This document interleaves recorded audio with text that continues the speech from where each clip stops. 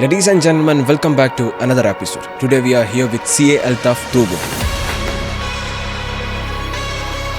the founder of Asset and Zero and a mentor who had guided more than 40,000 students in their career journeys and academy. Welcome, sir. Thank you. നമ്മൾ 2 ദിവസമായിട്ട് ഇങ്ങനെ ഒരു podcast നടത്താനുള്ള കാര്യങ്ങളൊക്കെ ആയിട്ട് discuss ചെയ്തു. വളരെയധികം പെട്ടെന്ന് നമുക്കിതിന് പറ്റും ചെയ്തു. മെയിൻലി ഇപ്പോൾ നമ്മൾ ഈ ഒരു പോഡ്കാസ്റ്റിൻ്റെ ഉദ്ദേശം എന്താണെന്ന് വെച്ചാൽ എത്രയോ സ്റ്റുഡൻസ് ഉണ്ട് ഈ CA, ACCA, CMA ഈ ഒരു ഫീൽഡിലോട്ടേക്ക് വരാൻ താല്പര്യമുള്ളവർ. അപ്പോൾ അവർക്ക് എങ്ങനെ ഇതിലോട്ടേക്ക് എത്താം, അതേപോലെ ഇതിൻ്റെ സ്ട്രഗിൾ എന്താണ്, നമ്മൾ സോഷ്യൽ മീഡിയയിൽ കാണുന്ന ആ ഒരു ആഡ്സ് അല്ലെങ്കിൽ അതേപോലെ തന്നെ comparison between another courses and CA, CMA and ACCA ഇങ്ങനെയുള്ള കാര്യങ്ങൾ ഡിസ്കസ് ചെയ്യാൻ വേണ്ടിയിട്ടാണ്. അപ്പോൾ സാർ, നമുക്ക് ഫസ്റ്റ് തന്നെ നിങ്ങളുടെ ഒരു ജേർണിയിൽ തന്നെ സ്റ്റാർട്ട് ചെയ്യാം. എങ്ങനെയൊക്കെയായിരുന്നു നിങ്ങളുടെ ജേർണി, കാര്യങ്ങളൊക്കെ പറഞ്ഞുകൊണ്ട്. So first of all thank you so much for the invite. ഞാൻ ആക്ച്വലി എന്താ പറയുക, നിങ്ങളെ കോൺടാക്ട് ചെയ്ത സമയത്ത് തന്നെ എനിക്ക് സത്യത്തിൽ കുറേ കാര്യങ്ങൾ പറയാനുണ്ടായിരുന്നു ഇതിനെ കുറിച്ചിട്ട്. അപ്പോൾ ഞാൻ എൻ്റെ ചാനലിലൂടെ കുറേ അങ്ങനെ അറിയിച്ചു കൊടുക്കാറുണ്ട് കുട്ടികളെ. അപ്പോൾ ഒരു പോഡ്കാസ്റ്റ് ലെവൽ ആണെങ്കിൽ കുറച്ചും കൂടെ അക്സെപ്റ്റബിൾ ആവും. അതുകൊണ്ടാണ് നമ്മൾ പെട്ടെന്ന് തന്നെ നമുക്ക് ഇങ്ങനത്തെ ഒരു സംഭവം നമ്മൾ അറേഞ്ച് ചെയ്തത്. അപ്പോൾ ഏതായാലും എനിക്ക് ഫസ്റ്റ് ഓഫ് ഓൾ എൻ്റെ ഒരു ഇൻട്രൊഡക്ഷൻ നിങ്ങൾ പറഞ്ഞു. അപ്പോൾ ഞാനിപ്പോൾ ഏകദേശം ഒരു 8 വർഷമായി CA പാസ്സായിട്ട്. 2018 നമ്മൾ CA പാസ്സായത്. എൻ്റെ ഒരു CA ജേർണി സ്റ്റാർട്ട് ചെയ്തത് 2014 ആയിരിക്കും. ഞാൻ ഡിഗ്രി കഴിഞ്ഞിട്ടാണ് ആക്ച്വലി CAക്ക് വന്നത്. കാരണം നമുക്ക് അന്ന് ഞാൻ ശരിക്കും പറയുന്നത് +2 കഴിഞ്ഞപ്പോൾ സമയത്ത് CA എന്നുള്ള കോഴ്സിനെ കുറിച്ചും ഞാൻ അറിഞ്ഞില്ല. അതുപോലെ ഒരു അഡ്വർടൈസ്മെൻറ്റ് അന്നില്ല. അപ്പോൾ പിന്നെന്താണ്, +2 കഴിഞ്ഞിട്ട് എന്ത് ചെയ്യണം എന്നൊരു ഐഡിയ ഇല്ലാത്തതുകൊണ്ട് വെറുതെ ഡിഗ്രിക്ക് പോയി ചേർന്നു. അതാണ് ശരിക്കും സംഭവിച്ചത്. പിന്നെ ഡിഗ്രിക്ക് അത്യാവശ്യം നല്ല മാർക്ക് സ്കോർ ചെയ്തപ്പോൾ നമ്മൾ കുറേ ഫാക്കൽറ്റീസൊക്കെ ഉണ്ട്, അവരൊക്കെ പറഞ്ഞാണ് CA അല്ലെങ്കിൽ CMA നിങ്ങൾക്ക് ജോയിൻ ചെയ്യാം. അപ്പം അങ്ങനെയാണ് ഞാൻ ഒരു ഇതിലേക്ക് എത്തിപ്പെട്ടത്. അപ്പം പിന്നെന്താണ്, മേജറായിട്ടുള്ള ഡിഫറൻസ് അന്നും ഇന്നുള്ളതെന്ന് വെച്ചാൽ മെയിനായിട്ടുള്ള അഡ്വർടൈസ്മെൻ്റ് ആണ്. നമുക്ക് ഒരുപാട് അഡ്വർടൈസ്മെൻറ്റ് നമുക്ക് ഇതിലേക്ക് വരുന്നുണ്ട്. അപ്പോൾ ഒരു ചെറിയൊരു വ്യത്യാസം എന്താണെന്ന് വെച്ചാൽ അന്ന് ഇതിന് വരുന്ന ആളുകൾ അത്യാവശ്യം അവർ സ്വന്തം ഇഷ്ടപ്പെട്ട് വരുന്നൊരു സംഭവമായിരുന്നു. കാരണം കൂടുതൽ അഡ്വർടൈസ്മെൻ്റ് ഇല്ല, ആരും ഫോഴ്സ് ഇല്ല. അപ്പോൾ ആ ഒരു ലെവലിൽ വരുന്നതായിരുന്നു. പക്ഷേ ഇപ്പോൾ ഓഫ് ലൈറ്റ് എന്താ സംഭവം എന്ന് വെച്ചാൽ അഡ്വർടൈസ്മെൻറ്റ് കൊണ്ട് ഒരു ചെറിയൊരു മിസ്റ്റേക്കനായിട്ടുള്ള ഒരു സംഭവം എന്ന് വെച്ചാൽ എല്ലാവരും ഇതിലേക്ക് വരുന്നുണ്ട്. അതായത് ഇതിലേക്ക് അവരുടെ സ്വന്തം ഇഷ്ടപ്രകാരം അല്ലെങ്കിൽ മറ്റുള്ളൊരു എക്സ്റ്റേണൽ ആയിട്ടൊരു ഫോഴ്സ് പ്രകാരം വരുന്ന ഒരുപാട് പേര് വരുന്നു എന്നാണ് ഒരു മേജറായിട്ടുള്ള ഡിഫറൻസിന് കാണാൻ പറ്റുന്നത്. ഓക്കെ, അപ്പം ചുരുക്കി പറയുകയാണെന്നുണ്ടെങ്കിൽ പാരൻസിൻ്റെ ഭാഗത്തുനിന്ന് അല്ലെങ്കിൽ റിലേറ്റീവ്സിൻ്റെ ഭാഗത്തുനിന്നോ ഫ്രണ്ട്സിൻ്റെ സജഷനിലൂടെയാണ് ഒട്ടുമിക്ക എല്ലാവരും ഈ ഒരു ഒരു 60 to 70% ആൾക്കാർ ഇതിൽ വരുന്നത്. അതേപോലെ തന്നെ സോഷ്യൽ മീഡിയയിലുള്ള ഈ ഒരു അഡ്വർടൈസ്മെൻറ്റും കാര്യങ്ങളൊക്കെ കണ്ടിട്ട് ഇതൊരു ഈസി ആണെന്നുള്ളൊരു കൺസെപ്റ്റിലോട്ടേക്ക് എത്തിയിട്ടുണ്ട്. അപ്പോൾ അതിനെക്കുറിച്ച് എന്താണ് പറയാനുള്ളത്? ഈ സോഷ്യൽ മീഡിയയിൽ കാണുന്ന ഈ ഒരു കൺസെപ്റ്റ് പോലെ ഈസി ആയിട്ടുള്ള ഒരു സംഭവമാണോ ഈ പറഞ്ഞത്? അഡ്വർടൈസ്മെൻറ്റ് ഒരു റോങ് ആയിട്ടുള്ള കാര്യമാണെന്ന് ഒരിക്കലും പറയില്ല. കാരണം അഡ്വർടൈസ്മെൻറ്റിലൂടെ നമുക്ക് കാര്യങ്ങൾ നമുക്ക് കുട്ടികളെ കൺവേ ചെയ്യാൻ പറ്റുള്ളൂ. പക്ഷേ ഇത് അഡ്രസ്സ് ചെയ്യുന്ന കുട്ടികൾ എന്താണ് പറയുക, എല്ലാവരും അഡ്രസ്സ് ചെയ്യുന്നുണ്ട്. അപ്പോൾ എനിക്ക് എല്ലാ ഇൻസ്റ്റിറ്റ്യൂട്ടുകളോടും പറയാനുള്ളതെന്ന് വെച്ചാൽ, ഇപ്പോൾ നമ്മളൊരു കുട്ടി ഒരു അഡ്മിഷന് വേണ്ടി വരുന്ന സമയത്ത് വെറുതെ കുറച്ച് പൈസ വാങ്ങി പോക്കറ്റിലിടുന്നതിനപ്പുറത്തേക്ക് നമ്മൾ എന്ത് ചെയ്യണം, ആ കുട്ടിക്ക് ഇത് കഴിയുമോ എന്നുള്ളതും കൂടെ നമ്മൾ എന്ത് ചെയ്യണം, അത് ഇതാക്കണം. കഴിയുമെന്ന് വെച്ചാൽ ഡെഫിനറ്റ്ലി ഇതിനിപ്പോൾ അത്രയും നല്ലൊരു ഇൻ്റലിജൻ്റ് ആയിട്ട് ഒരാളാണെന്ന് ഒരിക്കലും നിർബന്ധമില്ല. നമുക്ക് ഇരിക്കാനുള്ള ഒരു നല്ല ഹാർഡ് വർക്ക് ചെയ്യാനുള്ള ഒരു മനസ്സ് വേണം. അതാണ് ഏറ്റവും മേജറായിട്ടുള്ള കാര്യം, ഹാർഡ് വർക്ക്. അത് ഒരിക്കലും ഈസി ആയിട്ടുള്ള ഒരു ടോപ്പിക് അല്ല. Definitely CA, CMA, CS, ACCA വട്ടവർ ഒരിക്കലും ഈസി അല്ല. പക്ഷേ എന്ന് വിചാരിച്ച് നമുക്ക് അത് ഇമ്പോസിബിൾ ആയിട്ടൊരു കാര്യമല്ല. അപ്പോൾ എന്നെ സംബന്ധിച്ച് നമുക്ക് പെട്ടെന്ന് കണക്ട് ചെയ്യാൻ പറ്റും. അതായത് എന്നെ സംബന്ധിച്ച് ഞാൻ 10ാം ക്ലാസ്സിൽ എനിക്ക് 69% മാർക്കാണ്. അത് വെറും 69%, ഒറ്റ A+. അതായത് മലയാള സെക്കൻഡ് മാത്രമേ എനിക്ക് A+ ഉണ്ടായിരുന്നത്. ഈവൻ ഞാൻ അറബിക്ക് പോലും A+ വിചാരിച്ച് കിട്ടിയില്ല. അപ്പോൾ അത്രയും ആവറേജ് ആയിട്ടുള്ള ഒരാളായിരുന്നു ഞാൻ. പിന്നെ +1, +2 ഒക്കെ കുറച്ചൊക്കെ പഠിച്ചു. അപ്പോൾ അത്യാവശ്യം ഒരു 83% ആണ് എനിക്ക് തോന്നുന്നു ആ +2 ഉണ്ടായിരുന്നത്. പിന്നെ ഡിഗ്രി പോയ സമയത്ത് കുറച്ചുകൂടെ പഠിച്ചു. അപ്പോൾ അന്ന് എനിക്ക് 95% BCom ഉണ്ടായിരുന്നത്. അപ്പോൾ അതുകൊണ്ട് ഞാൻ പറഞ്ഞു വെച്ചാൽ നമുക്ക് എന്താ പറയുക, ഇതൊരു ഇൻ്റലിജൻ്റ് ആയിട്ടുള്ള ഒരാൾക്ക് മാത്രമേ ഇത് ക്രാക്ക് ചെയ്യാൻ പറ്റൂ, അങ്ങനെയൊന്നുമില്ല. പക്ഷേ നമ്മൾ എന്തെന്ന് വെച്ചാൽ നല്ല രീതിയിൽ വർക്ക് ചെയ്യാൻ എന്ത് ചെയ്യണം, ഡെഫിനറ്റ്ലി ഇത് നല്ല സമയം എടുക്കണം. നമ്മളിപ്പോൾ ഇതിൽ ഞാൻ എപ്പോഴും പറയാൻ ഉദ്ദേശിക്കുന്നതായിരുന്നു വെച്ചാൽ, നമ്മളിപ്പോൾ ഒരു സയൻസിൻ്റെ കുറേ കോഴ്സുകളുണ്ട്. ഇപ്പോൾ ഡോക്ടേഴ്സ് ആയിക്കോട്ടെ അല്ലെങ്കിൽ എഞ്ചിനീയർ വടവർ. അപ്പോൾ അതുമായിട്ട് കമ്പയർ ചെയ്യുന്ന സമയത്ത് ഇതിലൊരു ബെനിഫിറ്റ് എന്ന് വെച്ചാൽ വളരെ കോസ്റ്റ് കുറവാണ്. നമുക്ക് മാക്സിമം പോയി കഴിഞ്ഞാൽ ഇപ്പോൾ ഒരു 1 lakh 2 lakh ഒക്കെ നമുക്ക് മാക്സിമം ഒരു കോസ്റ്റ് വരുള്ളൂ. പക്ഷേ ഇവിടെ വേണ്ടതെന്ന് വെച്ചാൽ നമ്മളുടെ ഡെഡിക്കേറ്റഡ് ടൈം, അതാണ് നമുക്ക് ആകെ ആവശ്യമുള്ളത്. നമ്മൾ നല്ല രീതിയിൽ ഇരുന്ന് പഠിക്കണം. അപ്പോൾ എനിക്ക് ഈസി ആണെന്നുള്ളതായിരുന്നു ക്വസ്റ്റ്യൻ. അപ്പോൾ അതിനുള്ളൊരു straight answer, not easy. At the same time അതിനെ ബാക്ക് ചെയ്യാൻ മറ്റൊരു കാര്യം എന്ന് വെച്ചാൽ it is not impossible also. അപ്പോൾ നമ്മളൊരു ഇൻസ്റ്റിറ്റ്യൂട്ടുകളോടും സംസാരിക്കണമെന്ന് വെച്ചാൽ ഒരു കുട്ടി വരുന്ന സമയത്ത് നമ്മളവർ പറഞ്ഞ് മനസ്സിലാക്കണം ഈ ഒരു സംഭവം. അല്ലാതെ നമ്മൾ പെട്ടെന്ന് ഇത്ര സമയം കൊണ്ട് ഇത് കംപ്ലീറ്റ് ചെയ്യാൻ പറ്റുന്ന ഒരു പ്രതീക്ഷ കൊടുക്കാൻ പാടില്ല. അവരോട് പറഞ്ഞു കൊടുക്കണം, ഇത് നിങ്ങൾ ഇത്ര നല്ല രീതിയിൽ ഒരു ദിവസം ഇത്ര ഇരുന്ന് പഠിക്കേണ്ടി വരും, അങ്ങനത്തെ കുറേ അതിൻ്റെ കുറേ പ്രശ്നങ്ങൾ പറഞ്ഞു കൊടുക്കണം. എന്നിട്ട് മാത്രം അഡ്മിഷൻ എടുക്കാൻ പാടുള്ളൂ എന്നാണ് ഒരു മെയിനായിട്ടുള്ള കാര്യം. ഓക്കെ, അപ്പോൾ നിങ്ങൾ പറഞ്ഞല്ലോ ഇപ്പോൾ നിങ്ങൾ ഡിഗ്രി എടുത്തിട്ടാണ് ഈ ഒരു ഒരു ഫീൽഡിലേക്ക് വന്നതെന്നുള്ളത്. ചുരുക്കി പറയുകയാണെങ്കിൽ അങ്ങനത്തെ ഒരു ഡിഗ്രി എടുത്തതിന് ശേഷം വരേണ്ട ആവശ്യമുണ്ടോ അതോ പ്ലസ് ടു കഴിഞ്ഞിട്ട് നേരെ ഇതിലോട്ടേക്ക് പോകാൻ പറ്റും? I would suggest plus two കഴിഞ്ഞിട്ട് നേരിട്ട് വരിക. കാരണം വെച്ചാൽ I don't what we say offend any degree students. Okay, അപ്പോൾ ഇതിലും പ്രശ്നം വെച്ചാൽ ഇപ്പോൾ ഡിഗ്രി എന്ന് വെച്ചാൽ ഇപ്പോൾ എനിക്ക് 3-4 വർഷമൊക്കെ ഉണ്ട് തോന്നുന്നുണ്ട്. എന്നെ സംബന്ധിച്ച് അക്കാഡമിക്കലി എനിക്ക് അത്രത്തോളം ഒരു എന്താ പറയുക വലിയൊരു ഇമ്പ്രൂവ്മെൻറ്റ് ഇല്ലാത്തൊരു സംഭവം എന്നാൽ 3 വർഷം എന്ന് പറഞ്ഞിട്ട് ഒരിക്കലും ഡിഗ്രി എനിക്ക് മോശമായിട്ടൊരു അനുഭവം ഒരിക്കലല്ല. I got so many experiences. എനിക്ക് എന്താ പറയുക ഒരുപാട് ലീഡർഷിപ്പ് സ്കിൽസ് കിട്ടി. ഞാൻ പ്രൊജക്റ്റ് ഇതിൻ്റെയൊക്കെ ലീഡർ ഞാനായിരുന്നു. അപ്പോൾ അതിൻ്റെ ഒരുപാട് എക്സ്പീരിയൻസ് കിട്ടി. പിന്നെ അതുപോലെ തന്നെ എന്താണ് ഒരുപാട് ഫ്രണ്ട്സ് കിട്ടി. അതിൽ അത് മെയിനായിട്ട് പറയാൻ കാരണം വെച്ചാൽ അന്ന് എൻ്റെ കൂടെ പഠിച്ച ഒരാളാണ് ഇപ്പോൾ എൻ്റെ ഓഫീസർ പാർട്ട്ണർ. ഓക്കെ, സോ അതുകൊണ്ട് അത് എനിക്കൊരിക്കലും നഷ്ടമായിട്ടുള്ള സംഭവമല്ല. പക്ഷേ അക്കാഡമിക്കലി എനിക്കൊരു നല്ല നഷ്ടമായിരുന്നു. കാരണം എനിക്ക് അത്ര ഒരു ഇമ്പ്രൂവ്മെൻറ്റ് ഒരിക്കലും കിട്ടിയിട്ടില്ല. അപ്പോൾ എനിക്ക് പറയാനുള്ളതെന്ന് വെച്ചാൽ നല്ല അത്യാവശ്യം പഠിക്കുന്ന ഒരു കുട്ടിയാണെങ്കിൽ നിങ്ങൾ പ്ലസ് ടു കഴിഞ്ഞിട്ട് തന്നെ എന്ത് ചെയ്യുക, ഡയറക്റ്റ്ലി നിങ്ങൾക്ക് എന്ത് ചെയ്യാം, you can join four CS, CMA, CS whatever. അപ്പോൾ നിങ്ങൾക്ക് പിന്നെ ആർക്കാണ് ഡിഗ്രി കഴിഞ്ഞിട്ട് വരാനുള്ളതെന്ന് വെച്ചാൽ നമുക്കൊരു കോൺഫിഡൻസ് കുറവുണ്ട്. ഇപ്പോൾ നമ്മൾ അത്രത്തോളം ഒരു മാർക്കില്ല പ്ലസ് ടുവിൽ, എന്താണ് നമുക്കൊരു ആവറേജ് സ്റ്റുഡൻ്റ് ആണെന്നൊരു സ്വയം ബോധ്യം ഉണ്ടെങ്കിൽ എന്താണെന്ന് വെച്ചാൽ അപ്പോൾ നിങ്ങൾക്ക് എന്ത് ചെയ്യാന്ന് വെച്ചാൽ ഡിഗ്രി നിങ്ങൾക്ക് ചൂസ് ചെയ്യാം. കാരണം ഇപ്പോൾ നമ്മൾ ഈ ഒരു CA എടുക്കുന്ന അല്ലെങ്കിൽ CMA എടുക്കുന്ന പല ആളുകളും ഒരു 60% നേരത്തെ പറഞ്ഞ പോലെ ഒരു എക്സ്റ്റേണൽ ആയിട്ടുള്ള ഫോഴ്സ് പ്രകാരം റിലേറ്റീവ്സോ അല്ലെങ്കിൽ പേരൻസോ അല്ലെങ്കിൽ അഡ്വർടൈസ്മെൻറ്റോ ഒക്കെ കണ്ടിട്ടായിരിക്കും വരുന്നുണ്ടാവുക. പക്ഷേ ഡിഗ്രി ആകുമ്പോൾ നമ്മൾ കുറച്ച് മെച്ചൂർഡ് ആവും. അപ്പോൾ നമുക്ക് സ്വയം നമുക്ക് എന്ത് ചെയ്യാം തീരുമാനം എടുക്കാൻ പറ്റും. അതായത് ഇത് നമുക്ക് എന്താണ് ഇത് അഡാപ്റ്റ് ചെയ്യാൻ പറ്റുമോ എന്നുള്ളൊരു കറക്റ്റായിട്ടുള്ള തീരുമാനം എടുക്കാൻ പറ്റുന്ന ലെവലിലേക്ക് എത്തും. അതാണ് എൻ്റെ ഒരു ഏറ്റവും മേജറായിട്ടുള്ളൊരു പോയിന്റ്. ഓക്കെ. അപ്പോൾ ഇത് പറഞ്ഞപ്പോഴാണ് എനിക്ക് തോന്നിയത് നിങ്ങൾ പ്ലസ് ടു കഴിഞ്ഞ സമയത്ത് നിങ്ങൾക്ക് ഒരു പ്രോപ്പറായിട്ടുള്ള ഒരു ഗൈഡൻസ് കിട്ടിയിരുന്നെങ്കിൽ ഈ ഒരു 3 വർഷം വേസ്റ്റ് ആവില്ലായിരുന്നു. അതായത് I am again correcting that not waste actually. I can എന്താണ് ഒരു കുറച്ചും കൂടെ നേരത്തെ എനിക്ക് CA ആവാൻ പറ്റുമായിരുന്നു എന്നുള്ള ഒരു സംഭവം. ഞാൻ ഏകദേശം 24 വയസ്സിലാണ് CA പാസ്സാകുന്നത്. അപ്പോൾ എനിക്കതൊരു 21.5 ഒക്കെ ആ സമയത്ത് നമുക്ക് കംപ്ലീറ്റ് ചെയ്യാൻ പറ്റുമായിരുന്നു എന്നൊരു വിശ്വാസം ഉണ്ടായിരുന്നു. ഓക്കെ, അപ്പോൾ ഒരു പ്രോപ്പർ ഗൈഡൻസ് ഏതൊരു ഫീൽഡിലോട്ട് വരുമ്പോൾ ഒരു ഇമ്പോർട്ടൻസ് ആണ്. ശരിയല്ലേ? ഇപ്പം നമ്മുടെ അടുത്ത് വരുന്ന സ്റ്റുഡൻസ് ഒക്കെ പറയുന്നത് BTech എടുത്തിട്ട് 4th സെമ്മിൽ എത്തിയ സമയത്ത് അവന് തോന്നി അവനൊരു പഞ്ചാബിലൊരു യൂണിവേഴ്സിറ്റിയിലാണ് പഠിക്കുന്നത്. അത്യാവശ്യം നല്ല അറിയപ്പെടുന്ന ഒരു യൂണിവേഴ്സിറ്റിയാണ്. അപ്പോൾ സോഷ്യൽ മീഡിയയിലൂടെ കണ്ട അവിടുത്തെ എന്താ പറയുക പരിപാടികൾ അതേപോലെ സെലിബ്രേഷൻസ് കാര്യങ്ങളൊക്കെ കണ്ടിട്ടാണ് ഇവിടുന്ന് അങ്ങോട്ടേക്ക് പോയത്. പക്ഷെ അവൻ്റെ ഫീൽഡ് ആക്ച്വലി അതല്ലായിരുന്നു. അവൻ സയൻസ് കഴിഞ്ഞിട്ട് നേരെ അങ്ങോട്ട് പോയതാണ്. സയൻസ് എടുത്തതും 10th ക്ലാസ്സിൽ ഫുൾ A+ കിട്ടിയിട്ടാണ്. ഇപ്പോൾ 10th ക്ലാസ്സിൽ ഫുൾ A+ കിട്ടിയ സയൻസ് എന്നുള്ളൊരു കൺസെപ്റ്റാണ് ഏടെ നോക്കിയാൽ. ഒരു പ്രോപ്പറായിട്ടുള്ളൊരു ഗൈഡൻസ് എടുക്കാതെ ആ കുട്ടീൻ്റെ ഇൻട്രസ്റ്റ് ഉണ്ടല്ല ആ കുട്ടീൻ്റെ ഫീൽഡ് ഉണ്ടെന്ന് അറിയാതെ ഡയറക്റ്റ് എന്ത് ചെയ്യാണ് പാരൻസ് തന്നെ ആയിരിക്കും. ഇപ്പോൾ നമ്മളൊക്കെ നോക്കണ്ടേ 10th ക്ലാസ്സിൽ ഫുൾ A+ ഉള്ള കുട്ടി നല്ല പഠിക്കാൻ കഴിവുണ്ട്, അതുകൊണ്ട് സയൻസ് എടുക്കുന്ന ഒരു കൺസെപ്റ്റിലോട്ടേക്ക് മാറിയിട്ടുണ്ട്. ആ ഒരു കുട്ടി പറഞ്ഞെന്താണെന്ന് വെച്ചാൽ അങ്ങനെ പാരൻസിൻ്റെ ഒരു പ്രഷർ കൊണ്ടും റിലേറ്റീവ്സ് പറഞ്ഞതുകൊണ്ടൊക്കെ അവൻ നേരെ സയൻസ് എടുത്ത് കമ്പ്യൂട്ടർ സയൻസ് ആയിരുന്നു. അത് കഴിഞ്ഞിട്ട് അവൻ ജെയ്ക്ക് നോക്കി. പക്ഷേ ജെയ്ക്ക് കിട്ടിയില്ല. അതുകൊണ്ട് അവൻ നേരെ എന്ത് ചെയ്ത് പഞ്ചാബ് യൂണിവേഴ്സിറ്റി പോയി. അപ്പം അവിടെ അഡ്വർടൈസ്മെൻറ്റും അവിടുത്തെ കാര്യങ്ങളൊക്കെ കണ്ടപ്പം അത്രയും സംഭവമാണല്ലോ, എൻജോയ്മെൻറ്റിന് വേണ്ടി മാത്രം എന്ത് ചെയ്ത് അങ്ങോട്ട് പോയതിന് ശേഷം പിന്നെ 2 വർഷം കഴിഞ്ഞപ്പോൾ നമുക്ക് മനസ്സിലായി വെറുതെ ഒരു 2 വർഷം എൻജോയ് ചെയ്ത് അത് കിട്ടിയിട്ടുണ്ട്. പക്ഷെ അതിനപ്പുറത്തോട്ടേക്ക് അക്കാഡമിക് പരമായിട്ടൊന്നും കിട്ടിയിട്ടില്ല, ഫ്യൂച്ചറിലോട്ടേക്കുള്ള ഒരു ഉപകാരം ഉണ്ടായിട്ടില്ല. അങ്ങനെ മേത്ത് അവനെ പിന്നെ നമ്മളെ ഗൈഡൻസ് ചെയ്തിട്ട് അവൻ്റെ ഇൻട്രസ്റ്റ് നോക്കിയ അവൻ്റെ ഫീൽഡ് അവൻ്റെ സ്കില്ല് നോക്കുമ്പം അവൻ ഈ ഒരു കൊമേഴ്സ് അല്ലെങ്കിൽ ഈ ഒരു CA അക്കൗണ്ടൻസി അതിലോട്ടേക്കാണ് അവനക്ക് ഇൻട്രസ്റ്റ്. അവൻ പിന്നീട് എന്താ പറയുക ഈ ഒരു CAക്ക് വേണ്ടി പ്രിപ്പയർ ചെയ്തു. ഇപ്പോൾ ലാസ്റ്റ് വീക്ക് നമ്മളെ കണക്ട് ചെയ്തിട്ടുണ്ടായിരുന്നു. ഇപ്പോൾ ഓൾമോസ്റ്റ് ഫൗണ്ടേഷൻ ഇപ്പോൾ നേരെ ഫൗണ്ടേഷൻ്റെ കഴിഞ്ഞ് അതിൽ കിട്ടിയിട്ടുണ്ടെന്ന് പറഞ്ഞു.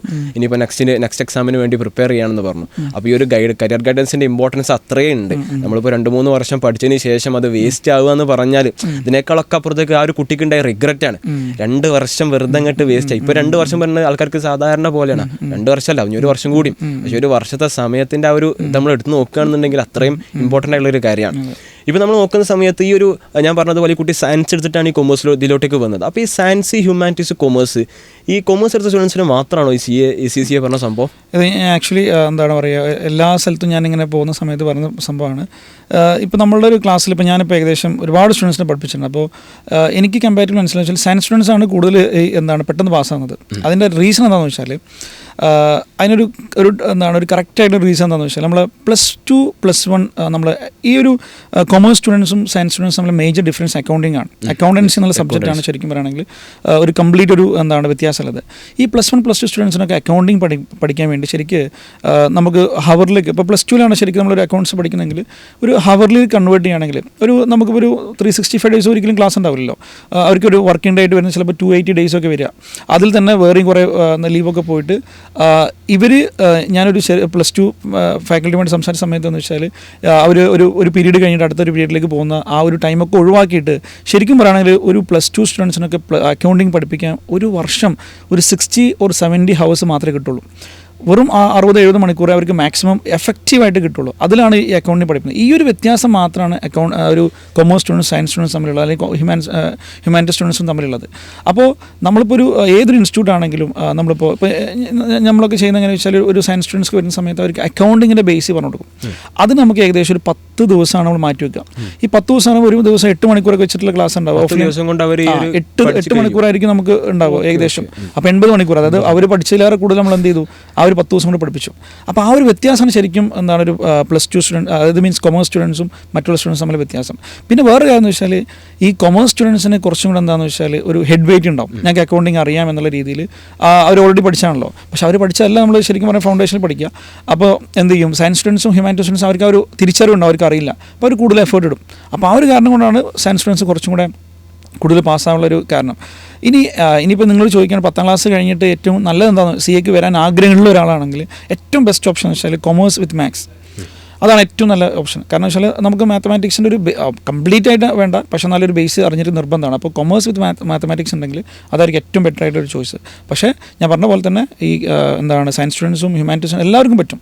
അല്ലാതെ കൊമേഴ്സ് സ്റ്റുഡൻസ് മാത്രം എക്സ്ക്ലൂസീവ് ആയിട്ടൊരു ഫീൽഡേ അല്ല ഈ പറഞ്ഞ CA, CMA, CS, AC ഏതായിട്ടും. ഓക്കെ. അതേപോലെ തന്നെ ഈ ഇപ്പം പറയുകയാണെന്നുണ്ടെങ്കിൽ കൊമേഴ്സ് കഴിഞ്ഞ സ്റ്റുഡൻസിന് CA, ACCA, CMA ഇത് മാത്രമേ ഉള്ളൂ എന്നുള്ളൊരു കൺസെപ്റ്റും കൂടി ഇപ്പം നമ്മുടെ നാട്ടിലുണ്ട്.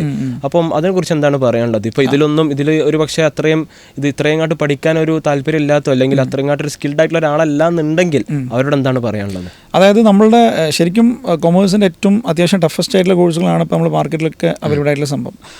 ഇതിൽ അല്ലാത്ത നമുക്കിപ്പോൾ ഏറ്റവും കൂടുതൽ ആളുകൾ വരുന്ന മറ്റൊരു കേസ് എന്ന് വെച്ചാൽ നമ്മളിപ്പോൾ ഓൾറെഡി ഒരു അക്കൗണ്ടിങ് ജോബിന് കയറിയിട്ട് ഒരു പ്രൊമോഷൻ കിട്ടാത്തൊക്കെ ലെവലിൽ കിട്ടുന്ന ആളുകളുണ്ട്. അപ്പോൾ അവർക്ക് ഏറ്റവും ബെറ്റർ ആയിട്ടുള്ള CMA US എന്നുള്ള കോഴ്സാണ്. അതായത് നമുക്ക് ശരിക്കും ഒരു വർഷം കൊണ്ട് കംപ്ലീറ്റ് ചെയ്യാൻ പറ്റും. അത് പക്ഷേ ഞാൻ ഒരിക്കലും ഡയറക്റ്റായിട്ട് നിങ്ങൾ അത് മാത്രം എടുത്തിട്ട് കാര്യമില്ല. പക്ഷേ ഒരു പ്രൊമോഷനൊക്കെ ആഗ്രഹിക്കുന്ന ഒരാളാണെങ്കിൽ CMA US ആണ് ഏറ്റവും നല്ലത്. കാരണം 2 പാർട്ടായിട്ട് നമുക്ക് എന്ത് ചെയ്യാം, ഒരു വർഷം കൊണ്ടൊക്കെ നമുക്ക് തീർക്കാൻ പറ്റുന്നതാണ്. നല്ല എഫേർട്ട് ഇടുകയാണെങ്കിൽ ഇത്രയും സമയം എടുക്കേണ്ട ആവശ്യമില്ല, നമുക്ക് ഈസി ആയിട്ട് തീർക്കാം, നമുക്ക് ഈസി ആയിട്ട് പ്രൊമോഷൻസ് ഒക്കെ വാങ്ങാം. പിന്നെ അതുപോലെ തന്നെ നമുക്ക് EA കോഴ്സൊക്കെ ഉണ്ട്. EA എന്നുള്ളൊരു കോഴ്സുണ്ട്. അത് നമ്മൾ US ബേസ്ഡ് ആയിട്ടുള്ള ഒരു കോഴ്സാണ്. അത് നമുക്ക് 6 മാസം ഒക്കെ നമുക്ക് എന്ത് ചെയ്യാം, കംപ്ലീറ്റ് ചെയ്യാൻ പറ്റും. അത് അങ്ങനത്തെ ഒരു കോഴ്സുണ്ട്. CPA കോഴ്സുണ്ട്. അങ്ങനെ ഒരുപാട് കോഴ്സുകൾ വേറെയുണ്ട്. ഇതല്ലാത്ത ഒരുപാട് കോഴ്സുകൾ നമുക്ക് വേറെയുണ്ട്.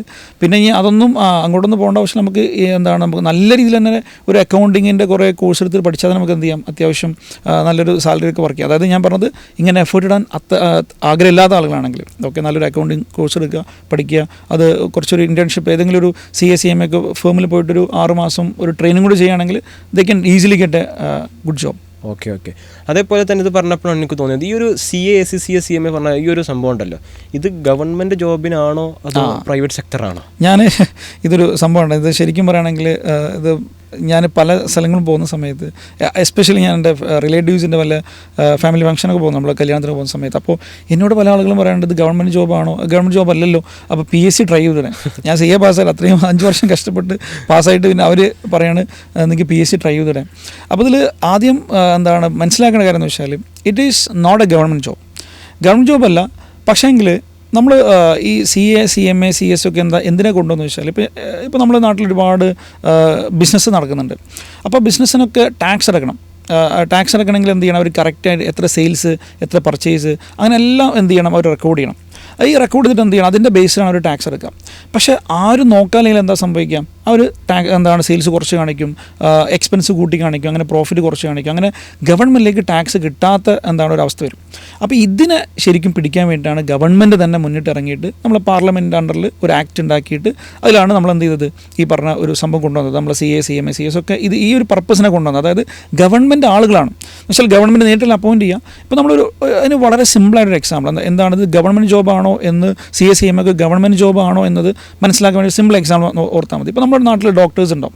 ഈ ഡോക്ടേഴ്സ് എന്താ ചെയ്യുന്നത് വെച്ചാൽ അവർ പാസ് ഔട്ട് ആയിട്ട് എന്ത് ചെയ്യും, ഡോക്ടേഴ്സ് സ്വന്തമായിട്ട് പ്രാക്ടീസ് ചെയ്യും. അപ്പോൾ നമുക്കിപ്പോൾ എന്തെങ്കിലും രോഗം വന്നു കഴിഞ്ഞാൽ നമ്മൾ ഡോക്ടേഴ്സിൻ്റെ അടുത്ത് പോലെ അത് വേറെ നിവർത്തില്ല.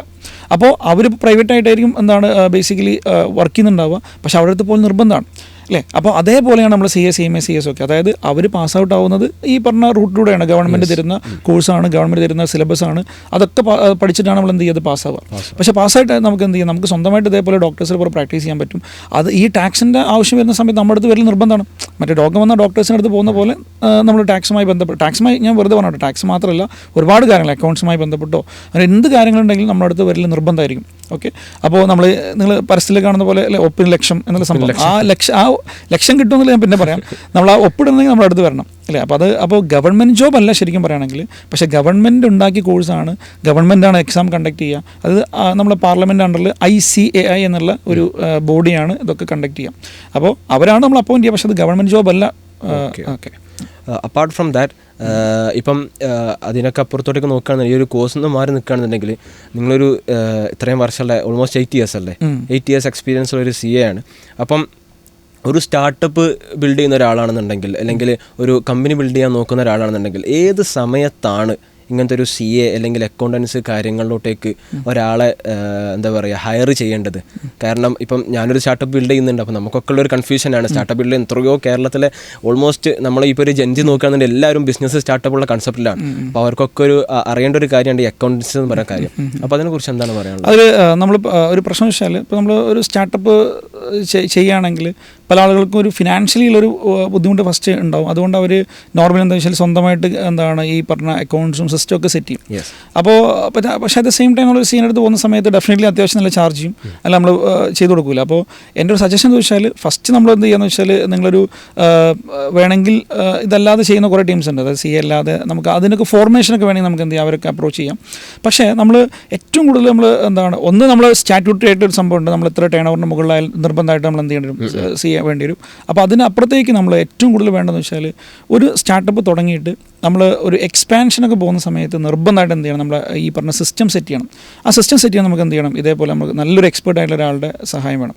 അപ്പോൾ ഏറ്റവും ആവശ്യമുള്ള സമയം ശരിക്കും പറയുന്നത് തുടങ്ങുന്ന സമയത്ത് തന്നെയാണ്. പക്ഷേ എനിക്കറിയാം എല്ലാവർക്കും ഫിനാൻഷ്യലി കുറച്ച് ബുദ്ധിമുട്ടുണ്ടാകും. അപ്പോൾ അങ്ങനത്തെ ഒരു സമയത്ത് നമ്മൾ സ്കിപ്പ് ചെയ്യുകയാണെങ്കിൽ എന്താണെന്ന് വെച്ചാൽ, നമ്മൾ ആ ലെവൽ നമ്മളൊന്ന് മാറ്റി പിടിക്കുന്ന സമയത്ത് നമുക്ക് തന്നെ തോന്നുകയാണ് നമ്മൾ എന്താണ് കുറച്ച് എന്താണ് നമ്മൾ സെയിൽസ് നമ്മൾ തുടങ്ങിയ ലെവലിൽ നിന്നും ഷിഫ്റ്റ് ആവുന്ന സമയത്ത് നമ്മൾ നിർബന്ധമായിട്ട് എന്ത് ചെയ്യണം, ഒരു CA പോയിട്ട് നമ്മൾ അപ്രോച്ച് ചെയ്യണം. കാരണം അവർ നമുക്ക് അല്ലെങ്കിൽ ഇപ്പോൾ എൻ്റെ ഓഫീസിലൊക്കെ ഞാൻ വരുന്ന ഒരുപാട് ഇഷ്യൂസ് എന്താ വെച്ചാൽ, എസ്പെഷ്യലി പാർട്ട്ണർഷിപ്പ് അല്ലെങ്കിൽ കുറച്ച് പേര് തുടങ്ങിയിട്ടാണെങ്കിൽ കുറച്ച് കഴിയുമ്പോഴേക്കും അവർ തമ്മിൽ അടിയായിരിക്കും. അപ്പോൾ അതൊക്കെ നമുക്ക് എന്ത് ചെയ്യാം, ഇനീഷ്യലി തന്നെ സെറ്റ് ചെയ്യാൻ പറ്റും. അതിന് നമുക്ക് എന്താ വെച്ചാൽ നല്ലൊരു എക്സ്പെർട്ട് അടുത്ത്, അതായത് CMA അടുത്ത് പോയിട്ട് നല്ല സിസ്റ്റം സെറ്റ് ചെയ്യുക, അത് അക്കൗണ്ട്സ് കറക്റ്റായിട്ട് പ്രോപ്പറായിട്ട് ഇനീഷ്യലി കൊണ്ടുപോകുക. വേറെ പ്രശ്നം വെച്ചാൽ, നമ്മൾ ഇപ്പോൾ പല ആളുകളും ഒരു മണ്ടത്തരം എന്ന് വെച്ചാൽ, സ്റ്റാർട്ടപ്പ് ഒക്കെ തുടങ്ങുന്ന സമയത്ത് നമ്മൾ എന്ത് ചെയ്യും, ഡയറക്റ്റ്ലി കമ്പനി കൊണ്ട് സ്റ്റാർട്ട് ചെയ്യും. കമ്പനി അല്ലേ, പേര് പറയാൻ നല്ല രസമായിരിക്കും, so and so private limited അല്ലെങ്കിൽ ലിമിറ്റഡ് എന്നൊക്കെ പറയുമ്പോൾ, അപ്പോൾ കമ്പനിക്ക് അങ്ങനെ പറയാൻ നല്ല സുഖമായിരിക്കും. പക്ഷേ ഇതിൻ്റെ പുറകിൽ ഒരുപാട് കംപ്ലയൻസസ് ഉണ്ട്, അതായത് ഒരുപാട് പ്രൊസീജിയർ നമ്മൾ ചെയ്യണം, അതൊന്നും അവർ ചെയ്യില്ല. അപ്പോൾ എന്താ സംഭവിക്കുക, കമ്പനീസ് ആക്ടിലൊക്കെ അത്രയും ഹ്യൂജ് പെനാൽറ്റീസാണ്. ആ പെനാൽറ്റി വന്നാൽ തന്നെ ആ കമ്പനി പൊട്ടിപ്പോണ്ടി വരും. അപ്പോൾ അതുകൊണ്ട് എന്ത് ചെയ്യുന്നത് വെച്ചാൽ, അങ്ങനത്തെ കേസിലൊക്കെ നമ്മൾ എന്ത് ചെയ്യുന്നത് വെച്ചാൽ നിർബന്ധമായിട്ട് ഒരു CA അപ്രോച്ച് ചെയ്യണം. ഓക്കെ, ഇനി നമുക്ക് ബാക്ക് ടു ടോപ്പിക്. നമ്മൾ ഈ CA ഒക്കെ ചെയ്യുന്ന സമയത്ത് റിപ്പീറ്റ് ചെയ്യുന്നൊരു സംഭവം വരുന്നുണ്ട്. ഇപ്പോൾ ഫൗണ്ടേഷൻ കിട്ടാത്ത സ്റ്റുഡൻസ് രണ്ടാമത് റിപ്പീറ്റ് ചെയ്യുന്ന സംഭവമൊക്കെ ഉണ്ട്. അപ്പോൾ അത് 2-3 തവണയൊക്കെ റിപ്പീറ്റ് ചെയ്യുന്നുണ്ട്. അപ്പോൾ ഈ കാര്യങ്ങളൊന്നും ഒട്ടുമിക്ക ആൾക്കാർക്ക് അറിയില്ല. 3 വർഷം കൊണ്ട് CA ആവാന്നുള്ള കൺസെപ്റ്റാണ്. പലരും 3 അല്ല 5 അല്ല 6 7 വർഷം 29 വയസ്സിൽ 32 വയസ്സിൽ വരെ CA ആയ ആൾക്കാരൊക്കെ ഉണ്ടല്ലോ. അപ്പം ഇതിനെക്കുറിച്ച് എന്താണ് പറയാനുള്ളത്? ലൈക്ക് ഇത് മാത്രമല്ല എന്നുള്ളൊരു കൺസെപ്റ്റ് ഉണ്ടല്ലോ. ഞാൻ അതിൽ 2 കാര്യങ്ങളെന്ന് വെച്ചാൽ, ഒന്ന്, ഞാൻ ആക്ച്വലി പഠിപ്പിച്ച ഏറ്റവും വലിയ സ്റ്റുഡൻ്റ് എന്ന് വെച്ചാൽ, അത് ഏറ്റവും പ്രായം കൂടിയ സ്റ്റുഡൻറ്റ്, ഏകദേശം 65 വയസ്സുള്ള ഒരു സ്റ്റുഡൻറ്റ് പഠിപ്പിച്ചിട്ടുണ്ടായിരുന്നു. അപ്പോൾ പിന്നെ അതുപോലെ 44-45 വയസ്സുള്ള സ്റ്റുഡൻറ്റ് അങ്ങനെയൊക്കെ പഠിപ്പിക്കാറുണ്ട്. അപ്പോൾ അതൊക്കെ എങ്ങനെ വെച്ചാൽ, അവരുടെ പ്രൈം ടൈമിൽ കുറേ ട്രൈ ചെയ്തു, കിട്ടിയില്ല, പിന്നെ അവർ വേറെ ജോബിന് പോയി, പിന്നെ തിരിച്ചു വരുന്ന അങ്ങനത്തെ ആളുകളാണ് കൂടുതൽ. അപ്പോൾ അതൊന്നും ഒരു കാര്യം, അത് ഏജ് ഒരു പ്രശ്നമില്ലാന്ന് ഒരു കാര്യം പറയാനായിരുന്നു. ഇപ്പോൾ മറ്റൊരു കാര്യം എന്ന് വെച്ചാൽ, നമ്മളൊരിക്കലും നമ്മളൊരു കേരളത്തിൽ അധികം സ്റ്റുഡൻസും ഒരു +2 വരെ നമ്മളൊരു തോൽവി അറിഞ്ഞിട്ടേ ഉണ്ടാവില്ല. നമ്മൾ CA വരുന്ന സമയത്ത് അതൊരു സ്വാഭാവികമായിട്ടുള്ളൊരു കാര്യമായിട്ട് മാറണം. അതായത് ആ ഒരു മെൻറ്റാലിറ്റിയിൽ വരണം നമ്മൾ. കാരണം പല ആളുകളെന്ന് വെച്ചാൽ നമ്മൾ മെൻ്റലി നല്ല പ്രശ്നമാണ്. കാരണം വീട്ടുകാർ നമ്മൾ എപ്പോഴും മനസ്സിലാക്കണമെന്ന് വെച്ചാൽ, നമ്മുടെ പേരൻസിന് നമ്മളാണ് ഏറ്റവും വലിയ ബ്രൈറ്റ് ആയിട്ടുള്ള സ്റ്റുഡൻസ്. അങ്ങനെയാണ് പല ആളുകൾ, അതായത് എൻ്റെ കുട്ടിയാണ് ഏറ്റവും നല്ല പഠിക്കുന്ന കുട്ടി, അല്ലെങ്കിൽ എൻ്റെ കുട്ടിക്ക് തോൽക്കാൻ കഴിയില്ല, അങ്ങനത്തെ ഒരു ലെവലിൽ ചിന്തിക്കുന്ന പേരൻസ് ഉണ്ട്. അപ്പോൾ ഇവർ CA ജോയിൻ ചെയ്തതിന് ശേഷം ആദ്യമായിട്ടൊരു തോൽവി ഇതാക്കുന്ന സമയത്ത് ഇവർക്ക് ടെൻഷൻ കൂടാൻ കാരണം വെച്ചാൽ പേരൻസിന് ടെൻഷൻ കണ്ടിട്ടാണ്. എൻ്റെ കുട്ടി എൻ്റെ കരിയർ കഴിഞ്ഞു, അങ്ങനത്തെ ഒക്കെ ലെവലൊരു ചിന്ത അവിടെ പേരൻസിൻ്റെ മുകളിൽ വരികയാണ്. ആ ടെൻഷൻ അവർ കുട്ടികൾക്ക് കൊടുക്കുകയാണ്, അവരാകെ മെൻ്റൽ ഡിപ്രഷനാണ്. അപ്പോൾ എനിക്ക് ഇത് കേൾക്കുന്ന പേരൻസിനോട് തന്നെ പറയാനുള്ളതെന്ന് വെച്ചാൽ, നിങ്ങൾ ഒരു CA CMA CS പോലത്തെ കോഴ്സിലേക്ക് നിങ്ങളൊരു കുട്ടീനെ അയക്കുകയാണെങ്കിൽ you have to ready to accept that. ഇതെന്താണ്, ഇത് ഒരുപാട് ഫെയിലിയറിലൂടെ ചിലപ്പോൾ നമുക്കിത് ഇതിലേക്ക് എത്താൻ പറ്റുള്ളൂ. അല്ലാതെ ആ കുട്ടിക്ക് ആ ഒരു സംഭവം കിട്ടിയില്ല എങ്കിൽ എന്ത് ചെയ്യണമെന്ന് വെച്ചാൽ അവർ പറഞ്ഞ് പേടിപ്പിക്കുകയല്ല, പകരം നിങ്ങൾ ആ ഒരു ആശ്വസിപ്പിക്കുക, കൺസോൾ ചെയ്യുക. പോട്ടെ മോനെ അല്ലെങ്കിൽ പോട്ടെ മോളെ, ഇതിങ്ങനെയാണ്, ഈ കോഴ്സ് ഇങ്ങനെയാണ്, ഇത് അത്യാവശ്യം ടഫാണ്, നീ മാത്രമല്ല എല്ലാവരും, നമ്മൾ ഇങ്ങനെ പറഞ്ഞാൽ മതി. വളരെ സിമ്പിളാണ്. ഒരു 100 പേര് എഴുതുന്ന സമയത്ത് ഏകദേശം 80 പേരും തോൽക്കുകയാണ്, അല്ലെങ്കിൽ 85 പേരും തോൽക്കുകയാണ്, ബാക്കിയുള്ള 15 പേരെ ജയിക്കുന്നുള്ളൂ. അപ്പോൾ ആ ഒരു എന്താ പറയുക, ആ രീതിയിൽ നമ്മൾ എന്ത് ചെയ്യണം, സ്റ്റുഡൻസിനെ നമ്മൾ കൺസോൾ ചെയ്യാൻ നമ്മൾ പാരൻസ് എന്താണ് ശീലിക്കണം. അല്ലെങ്കിൽ നമ്മൾ എന്താ പ്രശ്നം വെച്ചാൽ ഈ കോഴ്സ് കുറച്ചാകുമ്പോഴേക്കും നമ്മളെ കുട്ടികൾ തന്നെ നമുക്ക് എന്ത് ചെയ്യും, നമുക്ക് നഷ്ടപ്പെടാവുന്ന രീതിയിലേക്ക് ആവും.